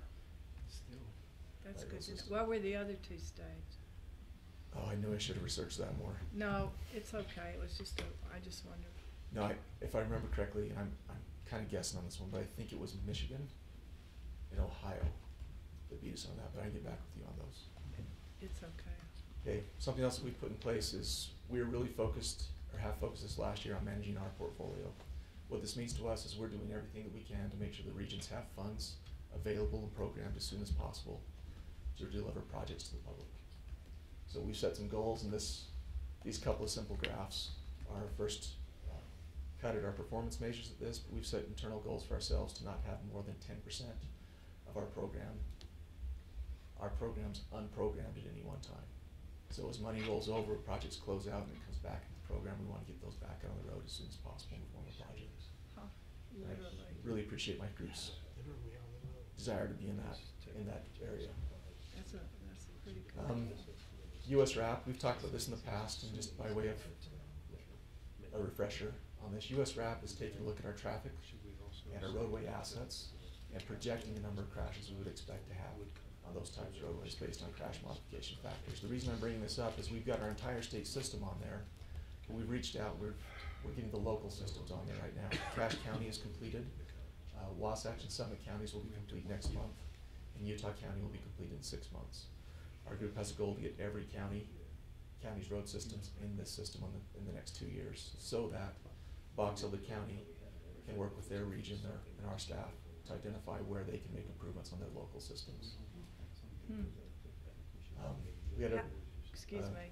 Yes, ma'am. How detailed is that? I mean, can you tell by what day you have the potential for more crashes or anything? It's not time-based so much as it's asset-based. Oh, okay. So if you take a look at a section of roadway that has narrow shoulders, it would identify those and provide a measure of risk based on the narrowness of those shoulders. Does that make sense, Commissioner? Yeah, Okay. I misunderstood the first time. We wanted to highlight our 100 deadliest days this year. The reason we wanted to highlight that is we put a lot of extra effort into that this year to communicate with our local agencies out there, to reach out to cities and towns and counties and get them on board to make zero fatalities in their community more of their program. We saw a decrease of fatalities during the 100 Deadliest Day period of 7.4%, which is 5 fatalities. That's 5 more people that made it home. We had 9 counties in 2017 that didn't have any fatalities in the 100 Deadliest Days. In 2016, we only had 5. We recorded 46 days during that 100 where no one died. We had 46 zero fatality days during our 100 Deadliest Days. So progress, and we'll keep pushing on that. Do we really have 97%? Oh, sorry. Oh, okay, let's hit that one. I saw that at the bottom right. That 97% number is seatbelt usage during the 100 Deadliest Days. That was derived from phone surveys. Great. Our official numbers on seatbelt usage are 89%, which puts us right below the national average for 2016. About 90% is the national average. We're running 89%. But we've improved. We have, and I wanted to highlight that. Since 2012, and yellow shows up really well on the screen, I apologize about that, but I just want to highlight a couple of success cases we've had. Millard County's increased its seatbelt usage rate by 30% in the last 5 years. Carbon County, 28%, Twilla County, 12%, Weber County, 14%. So we're not where we want to be, but those areas where we're really having some trouble with that in the past have seen some significant improvements, and we will keep working with our partners Is on this that. the one that had Summit County going down 3%? Yes, sir. Summit County did go down 3%. Yeah, I noticed that. And we'll keep working. We're with those folks and our partners with the Highway Safety Office and Department of Public Safety.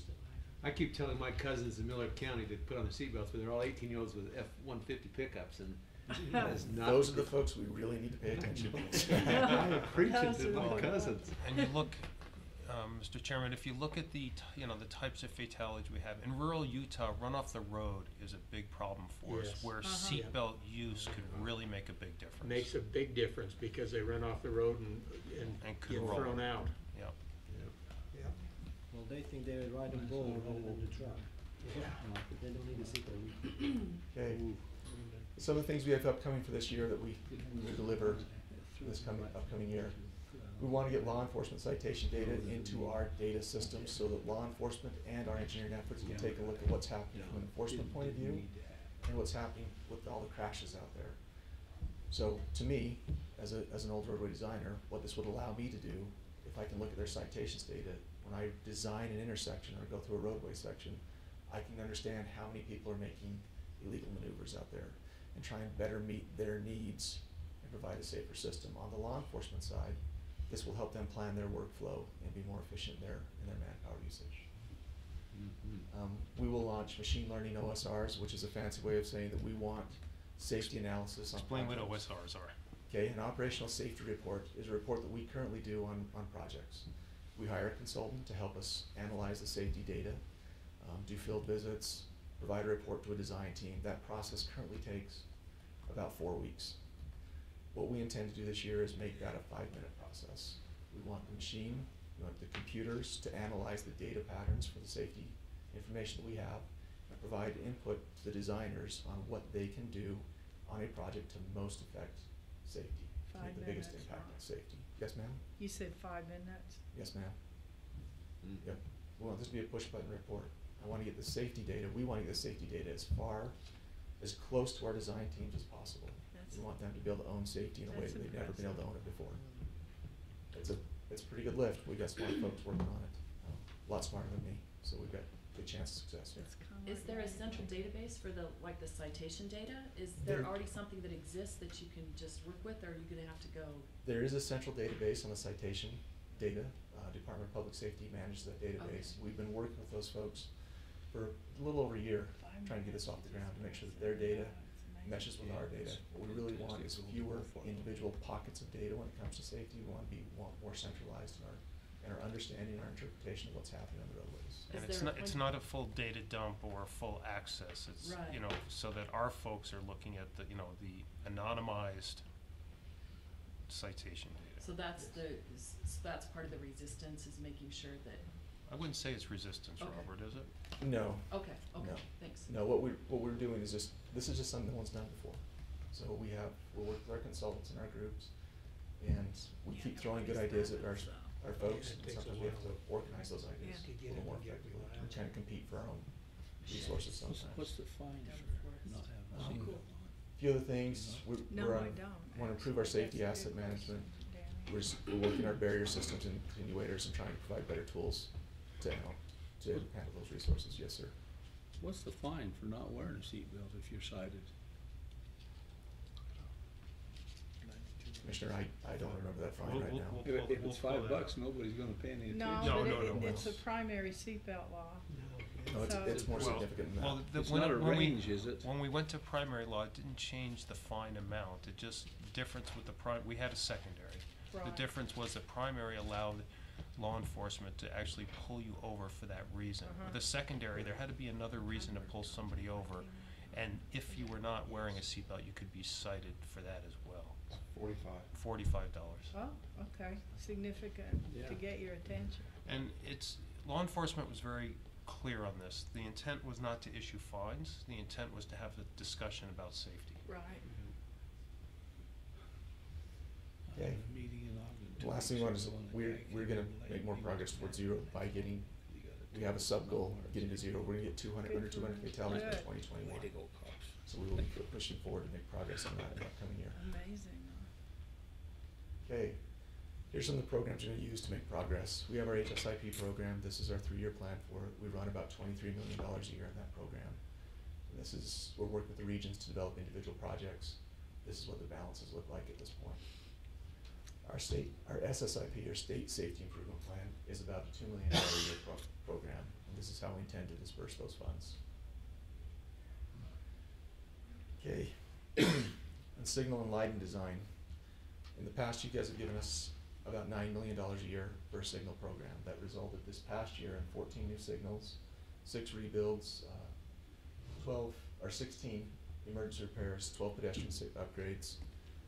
This type of information I wanted to share with you, though, something that we're doing to try and be a little more effective in this area, is we are tracking our traffic studies. When I was in the field, it would take 6 to 8 weeks to get a traffic study back. We're now turning those around in an average duration of 10 days. That's a significant increase in performance. We hit those time frames 99% of our time. We hit our committed time frames to get information back to the regions. That includes all of our traffic studies.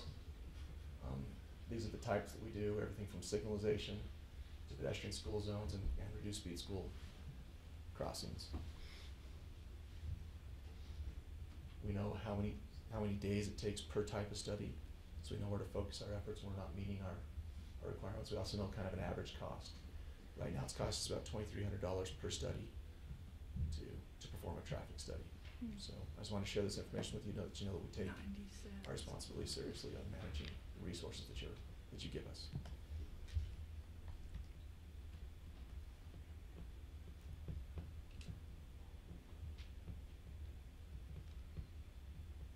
Right. And again, the next 3 years, we intend to ask for about $9 million a year for signalization. That seems to be a good number for us at this point. We'll continue to manage that and report back to you any changes. We also run about, we also run about $300,000 a year in a small area lighting fund, which helps us meet the needs outside of projects for lighting improvements. A lot of times this happens in local and in smaller communities. That's our 3-year plan for it. That's where we intend to spend the money, in those smaller chunks. Signing, we run about $400,000 a year through the central office in signing improvements. About, excuse me, I apologize about my frog in my throat. About 3/4 of that, $300,000 a year, ends up being used in the regions to do interchange type signing, things that aren't included in individual projects, and reacting to changes in law, local concerns or political concerns about signing, things that we can do to help improve operations on roadways. Here, have some water. I didn't drink out of this one. Thank you, Commissioner. Welcome. We're gonna just sit here and let them suffer. That's part That's very of it. kind of you, thank you. You're welcome. All right. We mentioned barrier a little earlier. We don't fund a lot of the barrier improvements that happen around the state. We run about a $300,000 program just to hit emergency things, to hit things that are outside of projects, and to try and help highlight needs in the regions. The regions really carry the load when it comes to this barrier management replacement, and they've been super responsive to the information we've been able to give them. this year. We really appreciate that. Our railroad funds, we run about $1.8 million in railroad funds a year. These are federal funds used for upgrading crossings and excuse me, program management, crossing upgrades, and system analysis. So this is how the money is split up at this point. A bulk of that happens in Region 2 and 3, or excuse me, yes, in Regions 2 and 3, the upcoming years. That's how we intend to spend the money, those funds. Safe routes to school, we run about $1.29 million in this. You'll notice on our 3-year plan, we do not have it planned out in 2020 and 2021. That is because we have received federal funds, but with the help of our planning programming group, they found a way to help us swap those out for state funds. So we're revamping the system to try and be able to purchase more improvement on the ground for the local governments. We want to be able to build more sidewalk, more crossings for those folks and not have the burden of using the federal money on that. We can use that more efficiently as a state. So we appreciate their help in making that happen. Okay, and then our outreach. In the past, we've spent about $500,000 a year on our SNAP program, which is targeted at elementary schools. We intend to ask for about a 10% increase in that to try and help meet some of the increased needs, the increased demand for the program that we've had. What does SNAP mean? Student Neighborhood Access Program. So how many schools, what percentage of schools do you get to, Rob? Very, very, very few.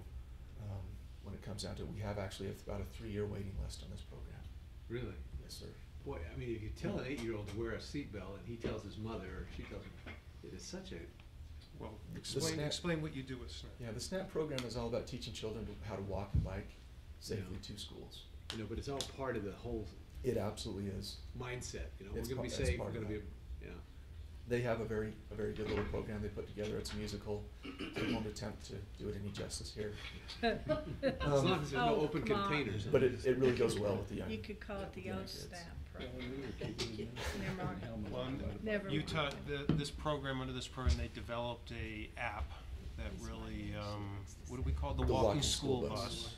That's been recognized nationally, which, you know, safety for kids getting to school is always a big deal, and sometimes parents will want to make sure they drive their children to school to assure that safety. This walking school bus allows the community to get together, and it basically provides a check-in and check-out for the students, and they can walk in groups and have one adult accompany them, and it's been really well received, and that's the type of things they do with this program.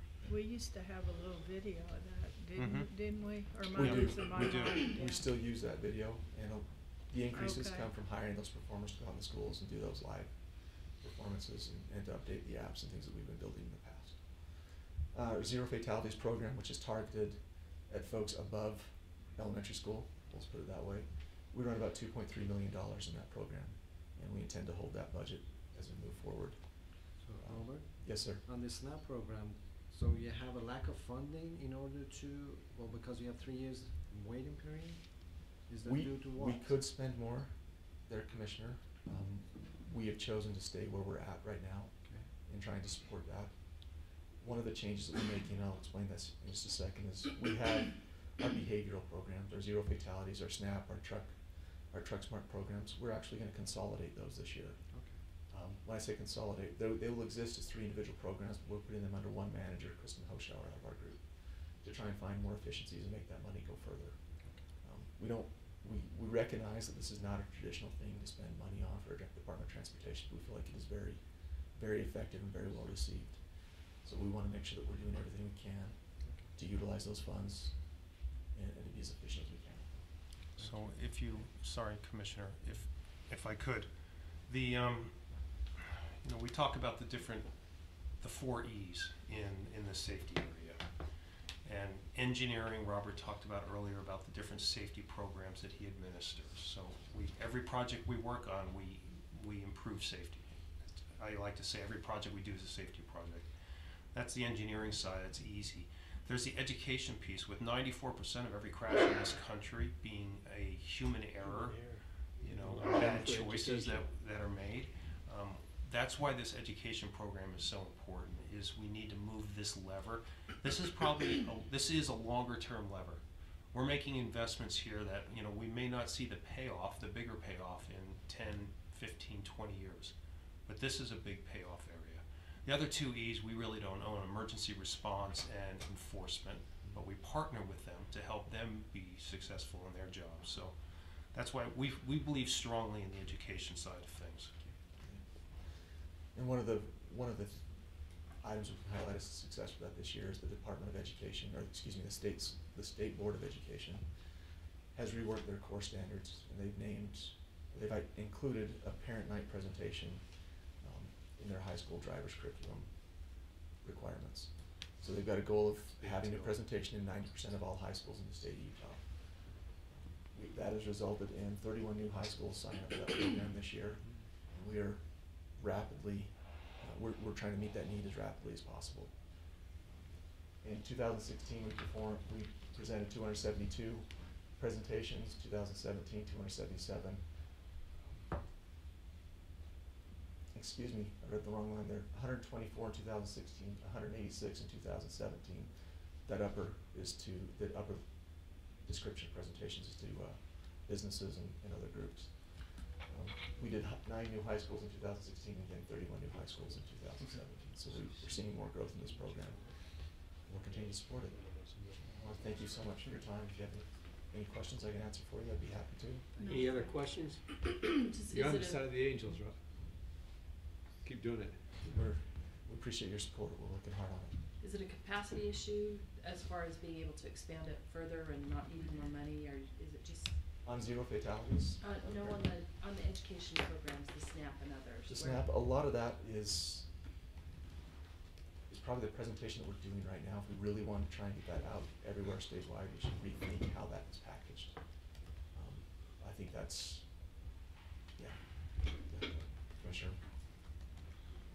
Any other? Robert, what's the potential here? How many schools are there in Utah? A couple dozen? There's at least 10. No, sir. High schools, I believe we run about 30 You're getting a lot of help here, aren't you? I am. Somewhere between those two. Let's see, high schools. There's BYU. That's a big coup. There's about 150 high schools. He's got on his blue eye. We struggle with that number because you have to take into account the charter that's schools. Yeah, I was going to say that. Yeah, you don't want to leave those folks out. But they would definitely be on our list to do, wouldn't they? Yes. So the reason I was asking the number is because how long will it take? How many years will it take to make the rounds? I think we can get to the point where we can hit every high school every year. Every year? Yeah, it's important because this is with new drivers. You get your permit, you come with one of your parents. Okay. Yeah. Yeah, now adding that Truck Smart program in here, they're already out in individual classrooms. So that's going to increase our capacity to reach out and touch these students, right, to get that message out to them. Okay. I think there's some efficiencies that we will see this year that we're going to find as we work to combine these programs. Thank you, Robert. But may I just say one thing? I don't remember much from high school, but what I do remember was every year they would show a movie about safety and you know, gruesome driver's education. Remember that? And they'd show it. Yes. It was called Code 13 or something in Arizona. It really, I mean, every year we would be stunned for, you know, several days after that. It made a difference for even dumb high school kids. I must have went to a backwoods high school. We didn't get that movie. Yeah. Well, you didn't have movie projectors. You're right about that. Thank you, Robert. Thank you very much. We've got two of our regions to give us a report Just now. get that tractor working. As Terry comes up and gets started, I've been thinking. Of course, I have the pleasure and distinct privilege of working with Terry in Region 3, and so I'm. Don't get me in trouble with the other regions. I'm partial, but what I want to say is this: if we take our 4 region directors, Chris and Brian, and Lisa's here, the assistant there, so I'll acknowledge her as well. But Terry and Rick, I would match those 4 and their assistants up with any traffic engineer in the United States. Here, here. Here, here. They're not only great engineers, they are superb people. And it's just a privilege to be associated with all 4 of them. and in those regions. And I just want to acknowledge, I mean, the example of what we heard from Brian this morning is just one of the examples that we could scatter across the state about how effective these 4 people run their regions and the work that's being done. And I just count it as a very distinct privilege to be associated with these 4 wonderful people and all of their associates in the regions. So what we get to hear now are a couple of regions report. Next month we'll have a couple more as we get ready for allocating funds and the projects and that kind of thing that coming up in March and April. But I just want to acknowledge the tremendous success and absolute superb engineering and humanity that we have in UDOT. And so we welcome these 4 region directors to give us their reports. Terry and Rick are the first 2, and next month we'll hear from the other 2.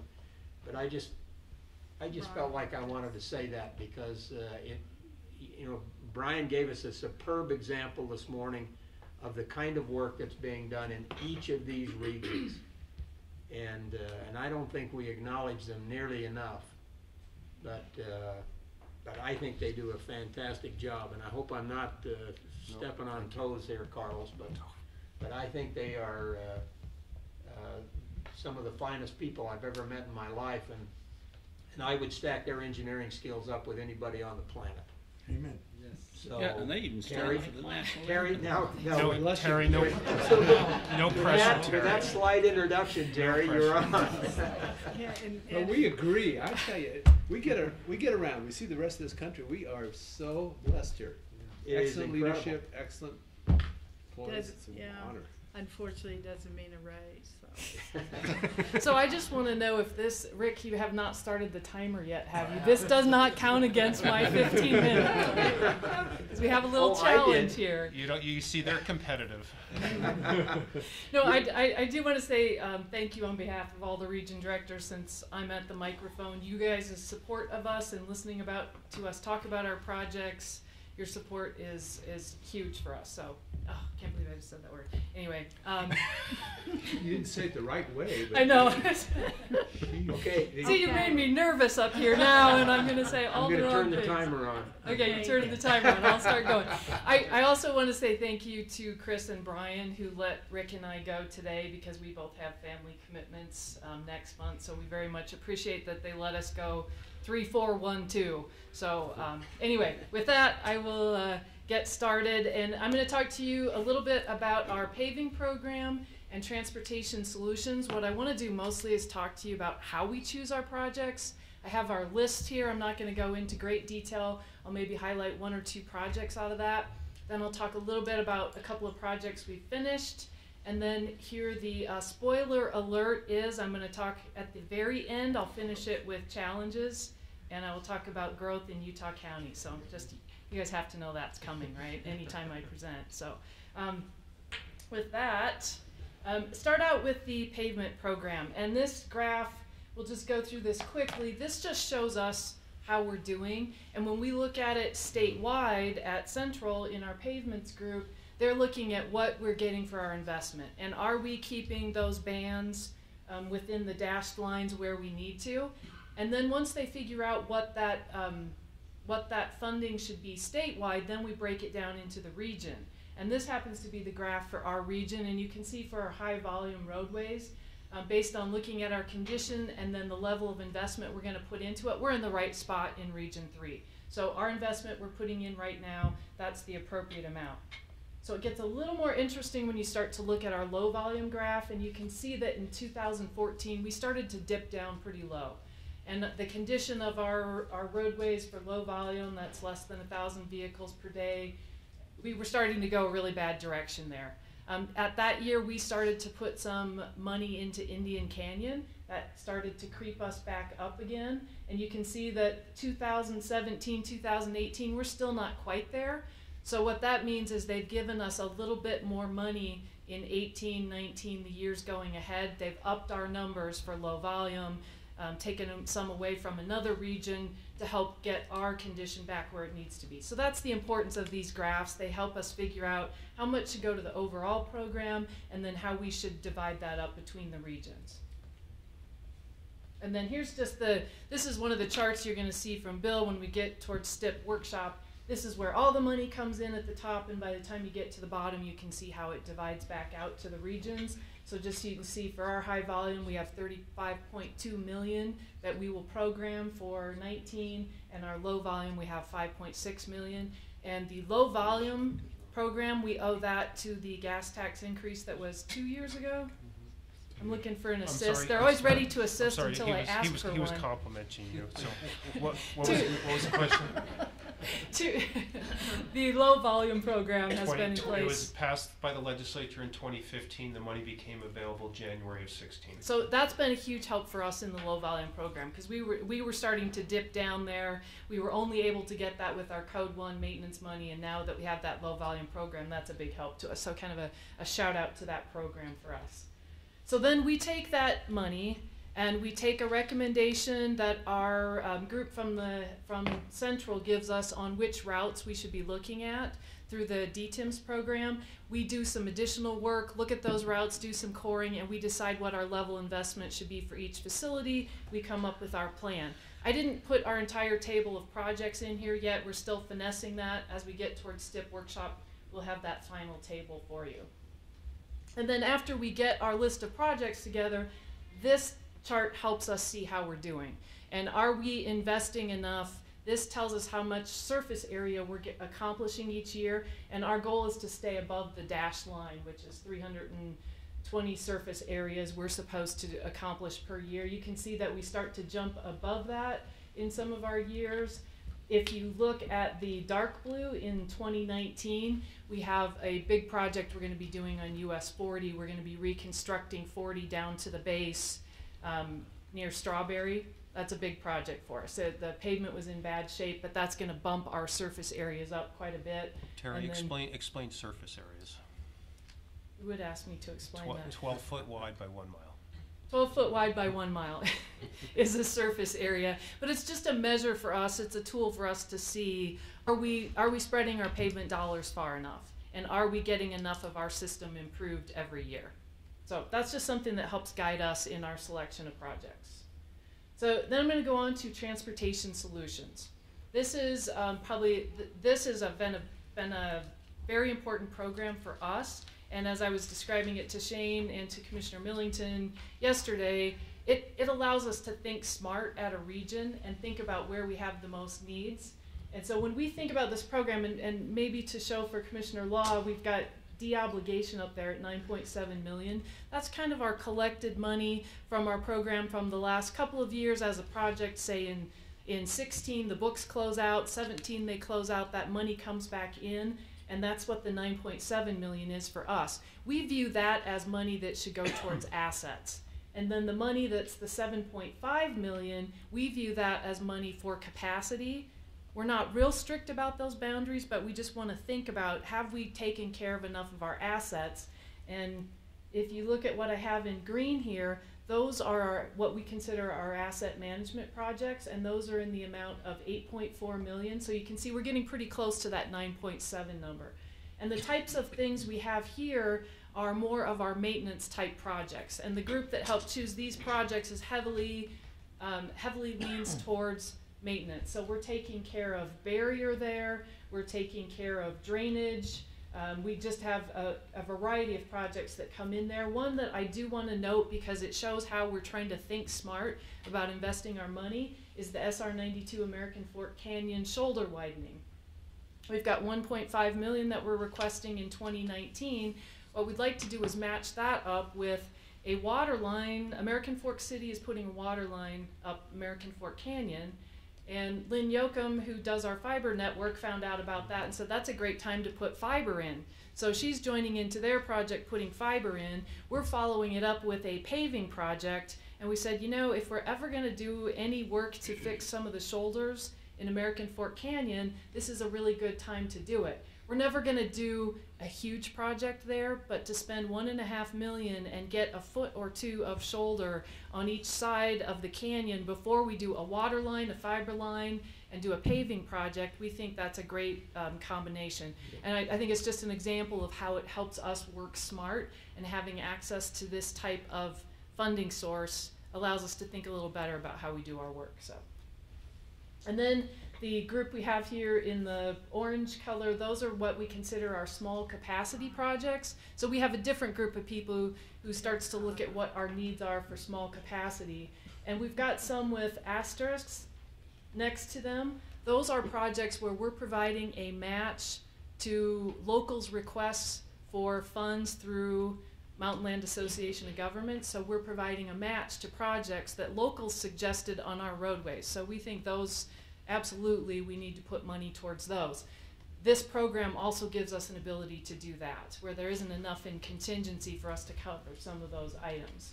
I think that was it on those. And then the last group I have up there at the top, these are actually projects, and you can see the AF Main and State Street, which you did fund. Those were on our request list from last year, so we had been planning on those projects. It's just now they're coming into their funded year, so you see them still listed for us in 19. So then we do look at this program 3 years out.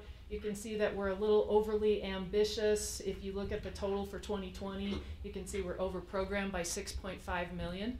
So slightly ambitious on our part. But one of the big projects we have in there is the PG interchange improvements. We have $9.1 million in there. We're also going to be getting that on the unfunded TIF list for upgrade existing interchanges.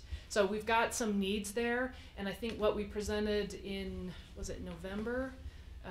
We talked about how we're looking at all of our interchanges on I-15 and making sure we know what those needs are and trying to be aware of what's coming up for growth. We have a ton of development happening at the PG interchange, and it's just a matter of time.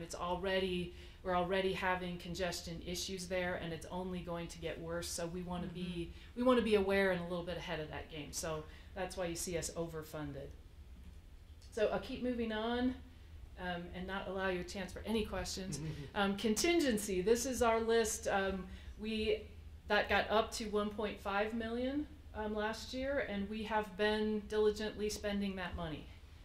So if you look at the big orange arrow there, we have obligated about 1.5 million worth. We do have money that returns into that pot when we finish a project, or maybe a project just doesn't quite get off the ground. That money comes back in and we'll reprogram it. Just in terms of how we're using our money, we are spending about $570,000 on studies. And I told Commissioner Millington I want to point that out, because if there's concern we're spending too much on studies, we need that feedback. But part of what I want to talk about in terms of always putting growth in front of you, it's very important for us to have studies and know what our plan is. As development's happening, they say, well, what are you planning here? For us to be a little ahead of that is pretty important for us. So you see that expenditure on studies. And then the orange, you see we're spending $825,000 on construction projects. We're putting in a little bit of sidewalk in one spot. We had our emergency culvert repair outside of Vernal, a variety of things we use that money for. Oops, I had one. Oh well, I won't go back. So now just to give you a little bit of highlights on our projects that we finished up in 2017. We had our US 40 Mighton Bench widening project. That was a big project for us out in the basin. They're very happy about the completion of this. It gives us a good 6 miles of 2 lanes each direction, center turn lane, and standard shoulders, which there are a lot of areas on 40 that have been lacking. This helps us get towards our vision of getting 5 lanes all the way from Duchesne to Vernal. So that's going to be a 30-year process for us, but we're working our way towards that. And then our Redwood Road project, you did support our request for additional right-of-way on this project. When you look up at the north end of it, we've broken that into 3 pieces. So the project that you approved the right-of-way funding for, a lot of our issues are occurring at Pioneer Crossing and Redwood Road. That area is exploding with development, and from when the estimates were done originally about the cost of right-of-way and where they are now at high commercial dollars, that change happened over the course of a couple of years, and now we are where we are. So we appreciate the support and additional funding for right-of-way there. But we do have the piece in green that is under construction right now that should finish up towards the end of this year of 2018. We do now have 2 lanes each direction, and I always have to answer questions for Commissioner Millington because his son lives out south of this project. So we're aware of the concerns in that area, but we do have 2 lanes each direction. It's a narrow section right now, but the contractor is now working has moved all the traffic to one side, working at the edges, but at the end of the season, that will be a nice section of roadway. And then you can just see the strip to the south where we had just a paving job that we were doing. And then I-15 Technology Corridor, pleased to tell you that we have our notice to proceed for phase 1, which is design work, which was, I believe, given to the contractor on Wednesday. So we are moving ahead, working with the contractor on that project. Our website was live yesterday, so that is the link to the website. And they're going to be trying to drive people to a lot of traffic information and helping them understand how to navigate the project. So encourage you to take a look at the website. It's going to be added to and changed as we go.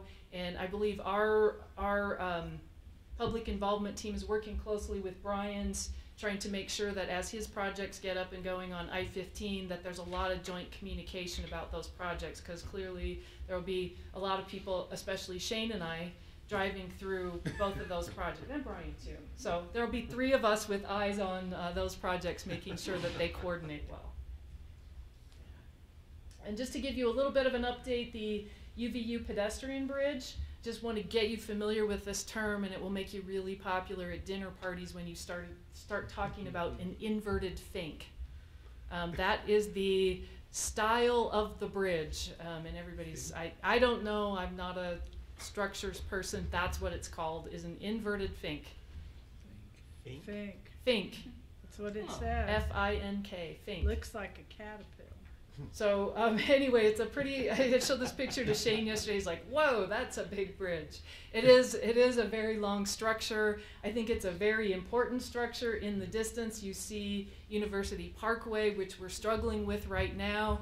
How do we fix it? How do we get more capacity out of it? And if we can do something to get people using transit and then walking across instead of everyone driving there, that's going to do nothing but help our system. Right now we've got shared funding in this between UDOT, UTA, and UVU. Now UVU may have a few bells and whistles that they would like to add to it, but yeah, a name on the side of the bridge. But there are some things we're working through with them. So we'll just. You can do a public-private on that one. When's the Fink due to be active? The Fink should be active, I believe, fall of 19, in time for classes in 19. Pretty clear. I believe that was our commitment. Yeah. I'm like, I don't want to mix up my I-15 commitment dates with my UVU Ped bridge. But. How wide is that bridge? The bridge is 16 feet wide. Okay, so it's for all active transportation. All active transportation.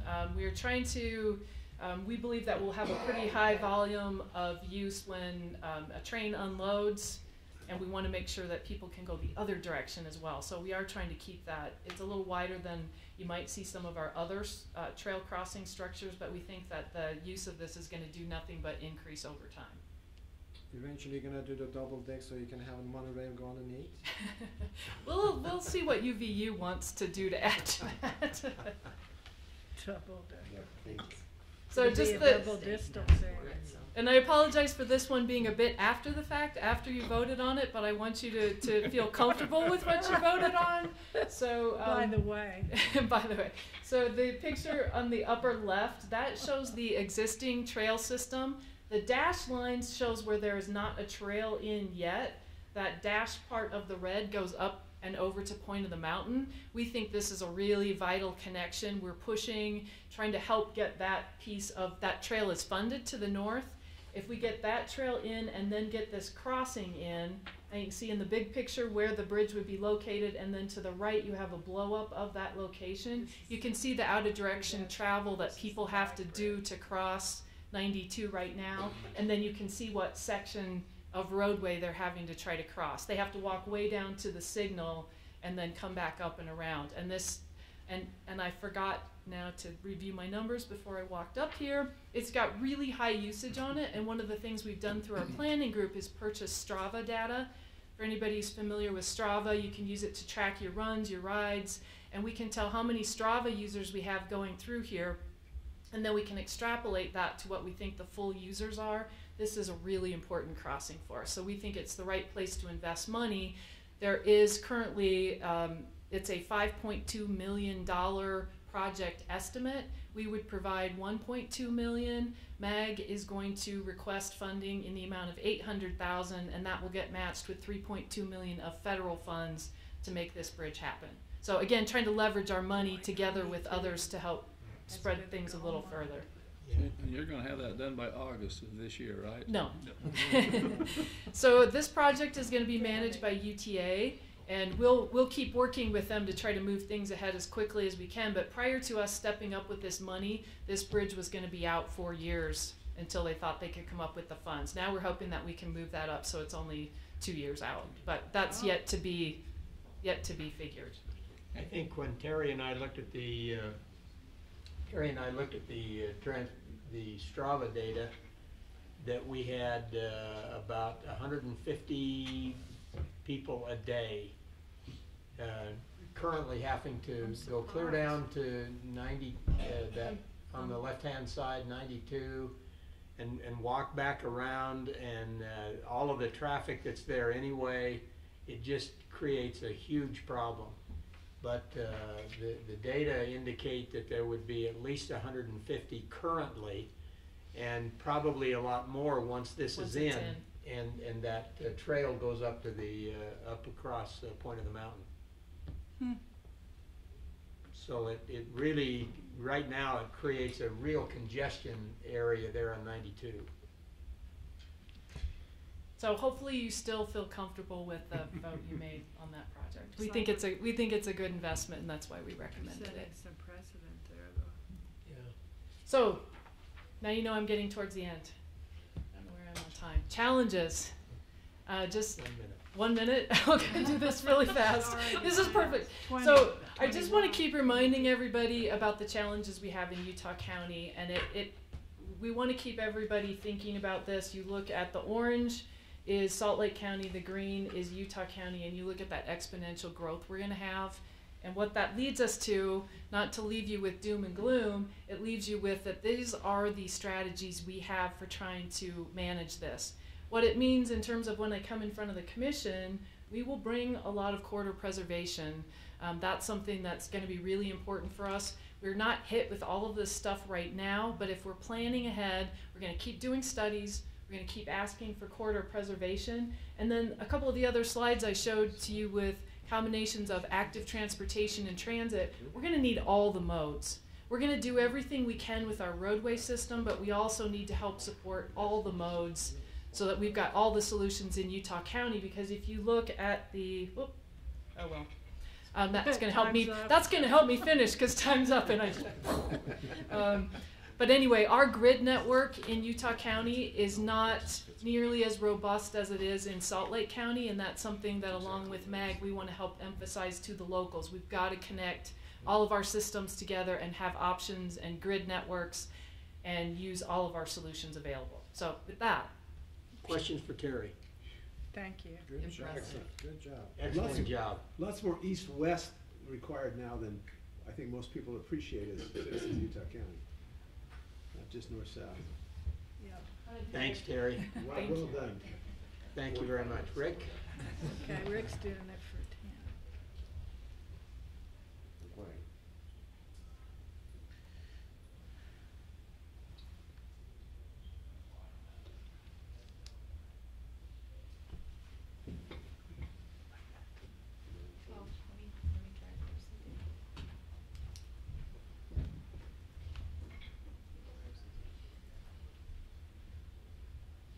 Okay. All right. Well, thank you for the opportunity, and I'll try to adjust mine because I was going to say several of the things Terry did, so I won't repeat. I'll try to move through this as quickly as we can, so I win, Terry, because I don't have to say all that stuff. She's hiding back there. This one. Okay, so we'll start the same thing as that, what Terry showed was our high volume system.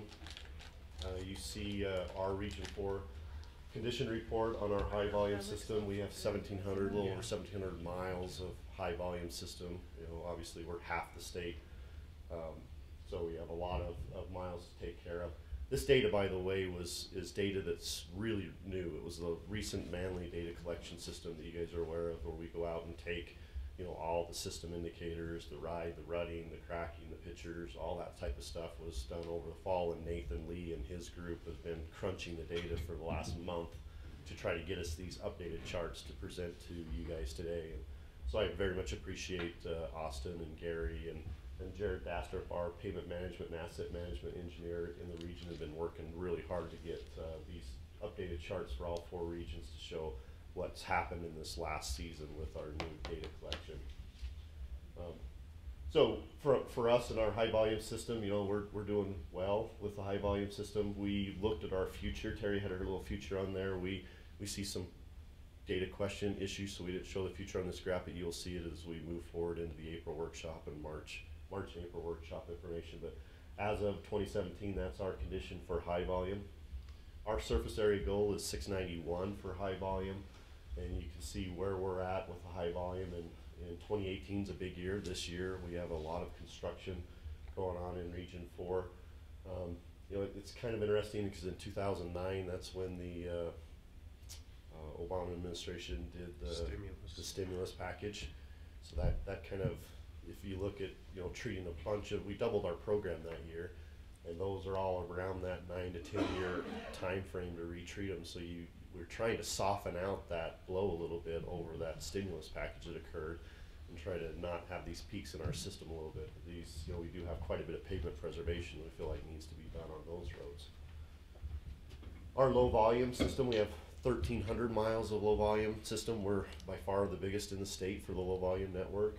About 2/3 of the low volume roads are in Region 4, but it's all the roads that everybody wants to go and recreate on and visit. So, you know, we see that the same thing Terry was talking about is the improvement with the gas tax revenue that came in right here, and you can see we have turned these, you know, this stagnant or maybe declining situation into an improving situation with that gas tax money. I'll show you a picture at the end of the slide of our SR12 project down between Escalante and Henryville, and then a little bit towards Boulder, where we, with that gas tax money, put about $15 million into 39 miles of roadway, and kind of some of the improvements we're able to do with that roadway. We would have never had that opportunity without this gas tax, so it's huge for us. We just went and met with San Juan County on Tuesday of this week and talked about San Juan County has a lot of low volume roads as well, and we've got plans for multiple roads in their area to the tune of maybe about $30 million over the next 2 or 3 years going to San Juan County to treat roads that we have not been able to put an overlay on other than just chip seals for decades. So it's a huge improvement for us. We're helping the ride. The roads are getting smoother. We're really, you know, making a difference in this pavement condition. Low volume surface area, our goals are 309 for low volume surface area. You can see the gray portion here. This is part of that $10 million that we talk about is in our Code 1 maintenance budget. So this isn't money that you guys particularly act on and program, but it's in our maintenance program. We have two chip seal teams in our region that go out and chip roads throughout the region, and we're gathering quite a bit of surface areas from those 2 chip seal crews in our region. Sustainability Index, this is something that Monty Aldridge presented to you guys when you were in Ogden at your meeting in, I think it was November, trying to talk a little bit about beyond the surface area about a sustainability index and the goal of 1.0. This sustainability index, if you remember, is we lose a year of service life on those roadways every year, and how are we sustaining that we're treating roadway surfaces to gain that loss of life back, so to speak, and kind of gives you a health of the network. We'll be talking, I think, more about this even at the March and April meeting, but I wanted to throw this in of where our sustainability index is for our high and low volume network as well. And you can see our high network, the light yellow, is you know, high in 2018 and then hovers right around the one and actually dips down a little bit. And so we haven't fully flushed this whole system out yet, but we're getting the data and the numbers put together and starting to understand the sustainability index more and more as we get more data into it. So we'll be talking to you more in the future about the sustainability index goal.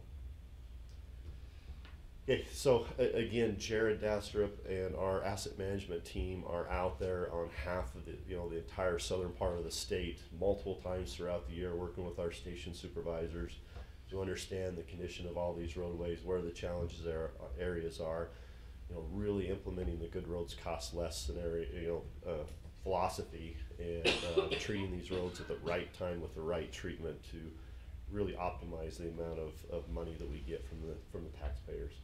Our Transportation Solutions Program, I'll show this a little bit differently than what Terry did. This is what we brought to you guys last year at the April workshop to fund with the Transportation Solutions Program. We funded at that time $14.4 million in a wide variety of projects in there. The main one, Colorado River Bridge, widening north of town. We added some other money to projects, turn lanes, culverts, cattle guards, rural intersections, of wide variety, and shows the flexibility that we have with this Transportation Solutions Program. Since we funded these projects in April, we have done this with additional deobligation funds and other transportation solutions money. You can see a wide range of dollar amounts here as well. We had a collapse of a culvert on 153 right outside of Beaver, and had to go in and do an emergency treatment on that before the road fell in. So it's a pretty powerful program to get to that. We helped solve the problem with a partnership at the Dixie State University for the 400 South Underpass project, and then various things that Kirk Thornock, our program manager, has the ability to do to solve problems on small projects. $60,000, for a change order on the turn lanes at the Price Recreation, Mill Creek partnership with Moab City. I mean, there's a lot of small things we do with this that really help with the partnership program that exists. You guys took action today on that $3 million for the slope stabilization on SR12. So this program is very beneficial for us in the region to deal with issues. Upcoming needs that we see in here, we've completed a lot of studies like Terry talked about, trying to understand what some of these corridors are doing and what the traffic impacts are, the regional movement and tourism impacts that are happening across the southern part of the state with the Mighty Five campaign and now the Mighty, beyond the Mighty Five that the Office of Tourism is pushing out. And we've completed quite a few corridor studies in the last couple of years. And what we're putting on here is the very first passing lane or improvement project on some of those major corridors. It's not the full list. A lot of these corridors, we have the vision of the 2-then-1 scenario, like we were talking about on US 6 from Wellington to I-70, and we presented that project to you. A lot of these other corridors, we're looking to, over time, get to that same type of solution on the 89 corridor, the 191 corridor, and the 59 corridor that connects Arizona into Hurricane. So we have a lot of those. We have curb and gutter issues that we're partnering with Cedar City on that we'd like to propose to partner on. So these aren't funded, but this is what we're proposing to present in the April workshop as needs for that Transportation Solutions Program. Our contingency program is another great opportunity for us, and you guys are well aware of the partnership that we create with the locals with this, and we did get that $500,000 raise in this, and here's a lot of the partnerships, and you can see various counties and cities that we have worked with heavily over the last year on providing partnerships arrangement. This is the amount of money that we put to the project. A lot of the times there's a lot of their money as well, so I don't show the total value of each project, but there's a lot of great things that are happening with the local communities out there. We are currently have about $390,000 of the 1.5 remaining. We've spent 1.13, and we still have 5 more months left of this fiscal year. So yeah, that 1.5 turned out this year to be very well needed, and we currently have several requests that are close to that 390 already that we're trying to work through with the local communities. So been very, very beneficial for us to help those locals with this fund. So Rick, the contingency budget is always done in a partnership? We try to do as Okay. most of them we can. I mean, there's all the partnerships. We had to go hurry and do a study. We have a slide that's moved. Oh, let me go back. We have a slide that is popping up near Recapture Reservoir down by Blanding. We had to go hire a geotech firm to take a look at that. So it's not always in partnership, but the majority of the money is in partnership with local governments. This Apple Valley one, the mayor came to us and he's really concerned. We have very little shoulders on SR 59. We had talked a lot with UHP about safety on the corridor. They have concerns about pulling people over. There's no place for them to safely pull over and issue a citation for them. So we're looking to put pullouts at various locations in partnership with County Sheriff's Office and UHP to give them the abilities to keep their employees safe while we enforce that corridor. So Remember the mayor coming to the meeting and talking about that and been seeing it. Right. Yep. The sinkhole that I'll talk about in a minute. We had a That's a sinkhole problem right there north of Scipio that, kind of like what Brian said, could have turned into a disaster if our folks weren't, very proactive and jumping on that. I'll show you a picture or two of that here in a second. We're continuing the study piece that Terry talked about as well. These are the corridors that we're looking to get a broader vision and direction on, working closely with the locals to identify what their vision is, what their context is for the corridor, but we're looking to study from SR 18 all the way over to Enterprise and 191, the entire corridor up to the I-70 interchange, and SR 12 from 89 all the way to Escalante. So a few project highlights that I'd like to show real quick. We recently opened the I-15 Virgin River Bridge, the project from milepost 4 to 5.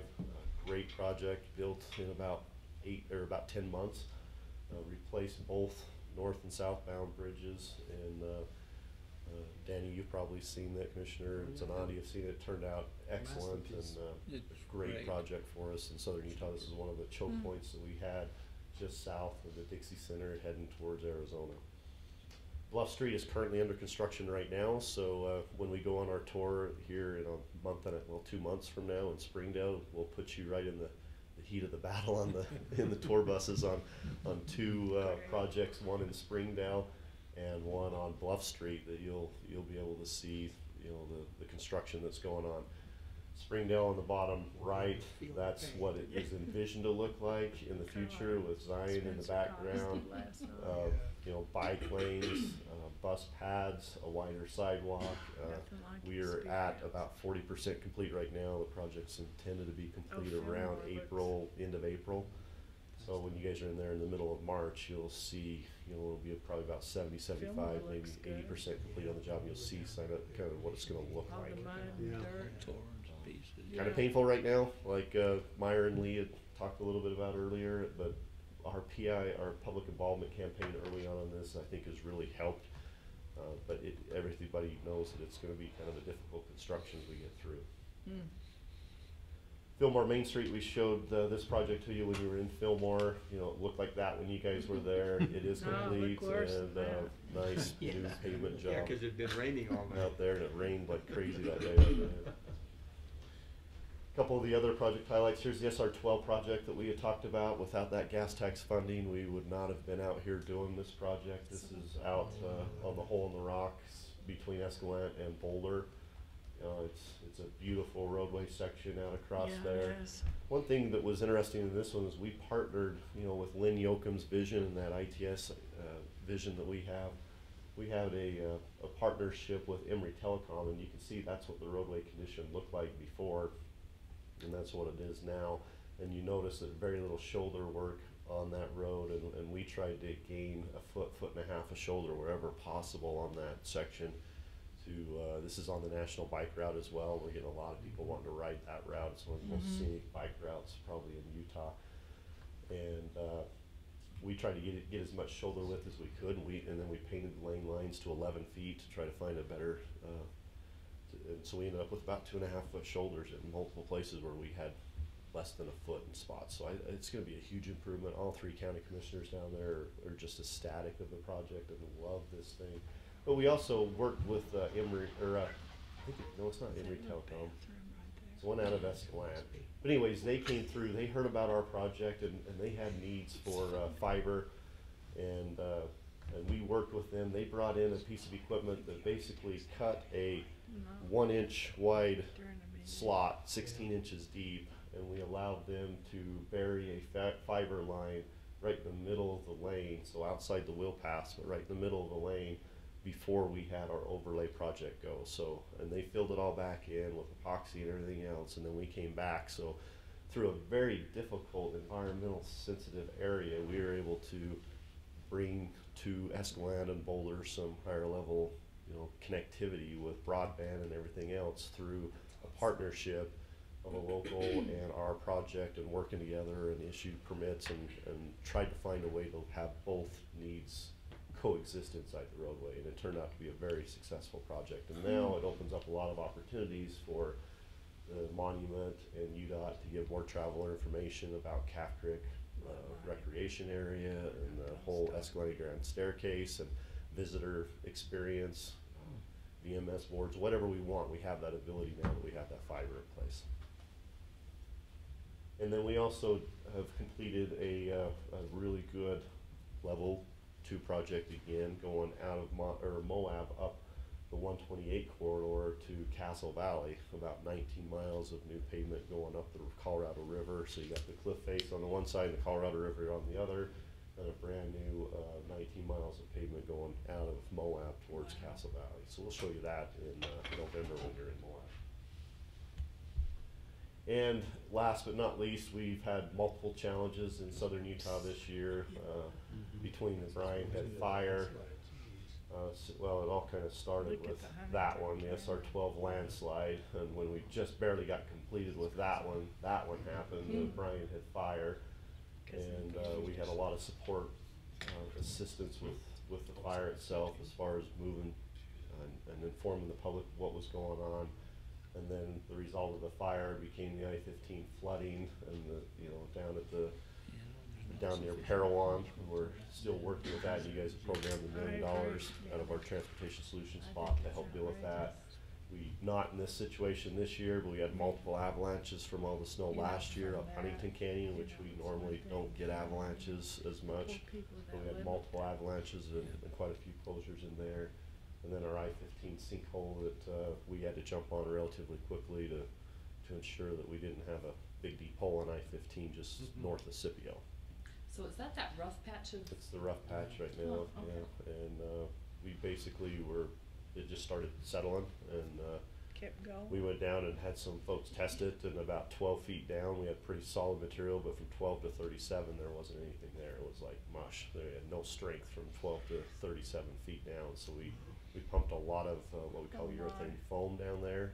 It expands and hardens, and pumped. We spent about $120,000 of our contingency funds to fill that hole full of a lot of foam to support the roadway. Don't know where it went or what was down there, but it just all of a sudden started sinking, and we're like, this is a little scary.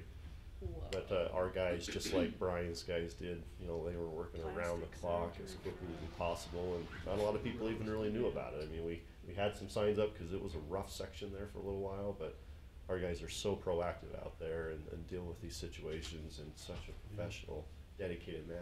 It's fun to work with them. So that's my presentation, and any questions? No, thank you. Questions or comments for Rick? Good job. Thank you very much. Good report, Jim. You got a really interesting territory down there. No, it's fun. A little bit of everything. And we were just talking about this Magnificent Five. We did such a great job of pushing our national parks, and now people are actually coming. Thanks a lot. We tried to build the Springdale project in the off season, the shoulder season, but with the weather this year, there wasn't one, and we had a lot more congestion than what we thought we would down there on that construction project. So, thank you very much. Thank you, Rick. Appreciate it. Yeah. There's not a good one. Well, just a couple of informational items as we close out our meeting. I think everybody has submitted to Heather your committee reports. Is there any particular salient thing that you would like to mention about your committee assignments? we didn't have a committee meeting last month because of the holidays, but I'm just, this inland port issue, the feasibility study was just released this last week. I'm kind of following that because that's Okay. my neighborhood and all. I'd be Sure, happy to give a sure. report down the road, but just noting that inland port is alive and well. All right, yeah, once there's more Yeah, information, controversial. that'll be important for us That's to, right. to have that information. And our political expert, Meg, will give No, us hardly. all the. I don't, no. No. But anyway. Well, I'll point out then, Northwest border. the upcoming Transportation Commission meetings, at least for the next 2 months. In February the 16th, we'll be at the UDOT complex. And the state legislature convenes, I believe, on Monday. Mhm. So look out the way for that. And that's the reason we stick around for February, because everybody needs to be kind of hanging tight close to the Capitol. But the legislature starts on Monday, on February the 16th, we'll have a meeting. And then the 15th and 16th of March, we'll be in Springdale in southern Utah, and have a chance to tour a little bit around in Region 4. Is there any other item of business or comment that we need to raise before the commission today? Mr. Chairman, just one announcement. Mark your calendar for Dixie Transportation Expo, February the 13th. If you want to come and get a suntan, you're welcome. No thanks, I've been treated for too many suntans. That's the reason that I look like Rudolph. Kent? Danny? I would hope that in the future months, we get a chance to get some discussion on the interchange at I-84 and Mountain Green up in Morgan County for some planning money to do an EIS. So somewhere down the line, the next little bit, I'd like to see us get that on our agenda. Chris whoever- still, is whoever Chris still takes here? care of Chris that. is here. Chris is here. Chris could provide an update. We, Morgan good. County officials met with the governor a couple weeks ago, and Chris has been working with the county officials, and we have a move forward plan that Chris could give you Oh, a couple minute update on. Thank Chris? you, I love that. Yes, thanks. Hear you. Yeah, this is an area where we had toured and had quite a presentation from the Morgan County people. Chris, an update. So the update is we have been meeting with them. We have agreed to do a corridor study in that area. We've provided an update for them. Nathan's group did a significant amount of looking at the long-term transportation needs for that area based on what they had given us. What we did identify was that they didn't give us everything. So as Nathan and I sat down with them before the holiday break, they said, yeah, but there's also this, and this. And so what we've agreed to do is do a corridor study with them that we will fund through contingency dollars. And we will meet with that. One of Nathan's employees, Chris Chestnut, will lead that as a project manager. And we will spend the next several months, probably 6 to 9 months, working with the community to really identify what the transportation needs up there in the long term. So that, our move forward is that's what we're gonna do immediately, and then, based on the outcome of that, the EIS would be able to transition then forward to, take that as a tool to move forward, so. But the corridor, we would bring the corridor plan back to the commission, because to proceed to an EIS would take commission approval. Right. That's correct. Right. Okay. And that's a totally different magnitude of dollars. We're talking 100,000 for the corridor study compared to, And you're probably using 2.5, your 3 million. transportation solutions, Contingency. The contingency contingency, for that yeah. 100,000, That's okay. 100,000. All right, Thanks, Chris, appreciate that. thank you very much. Anything else? I just would point out this one thing.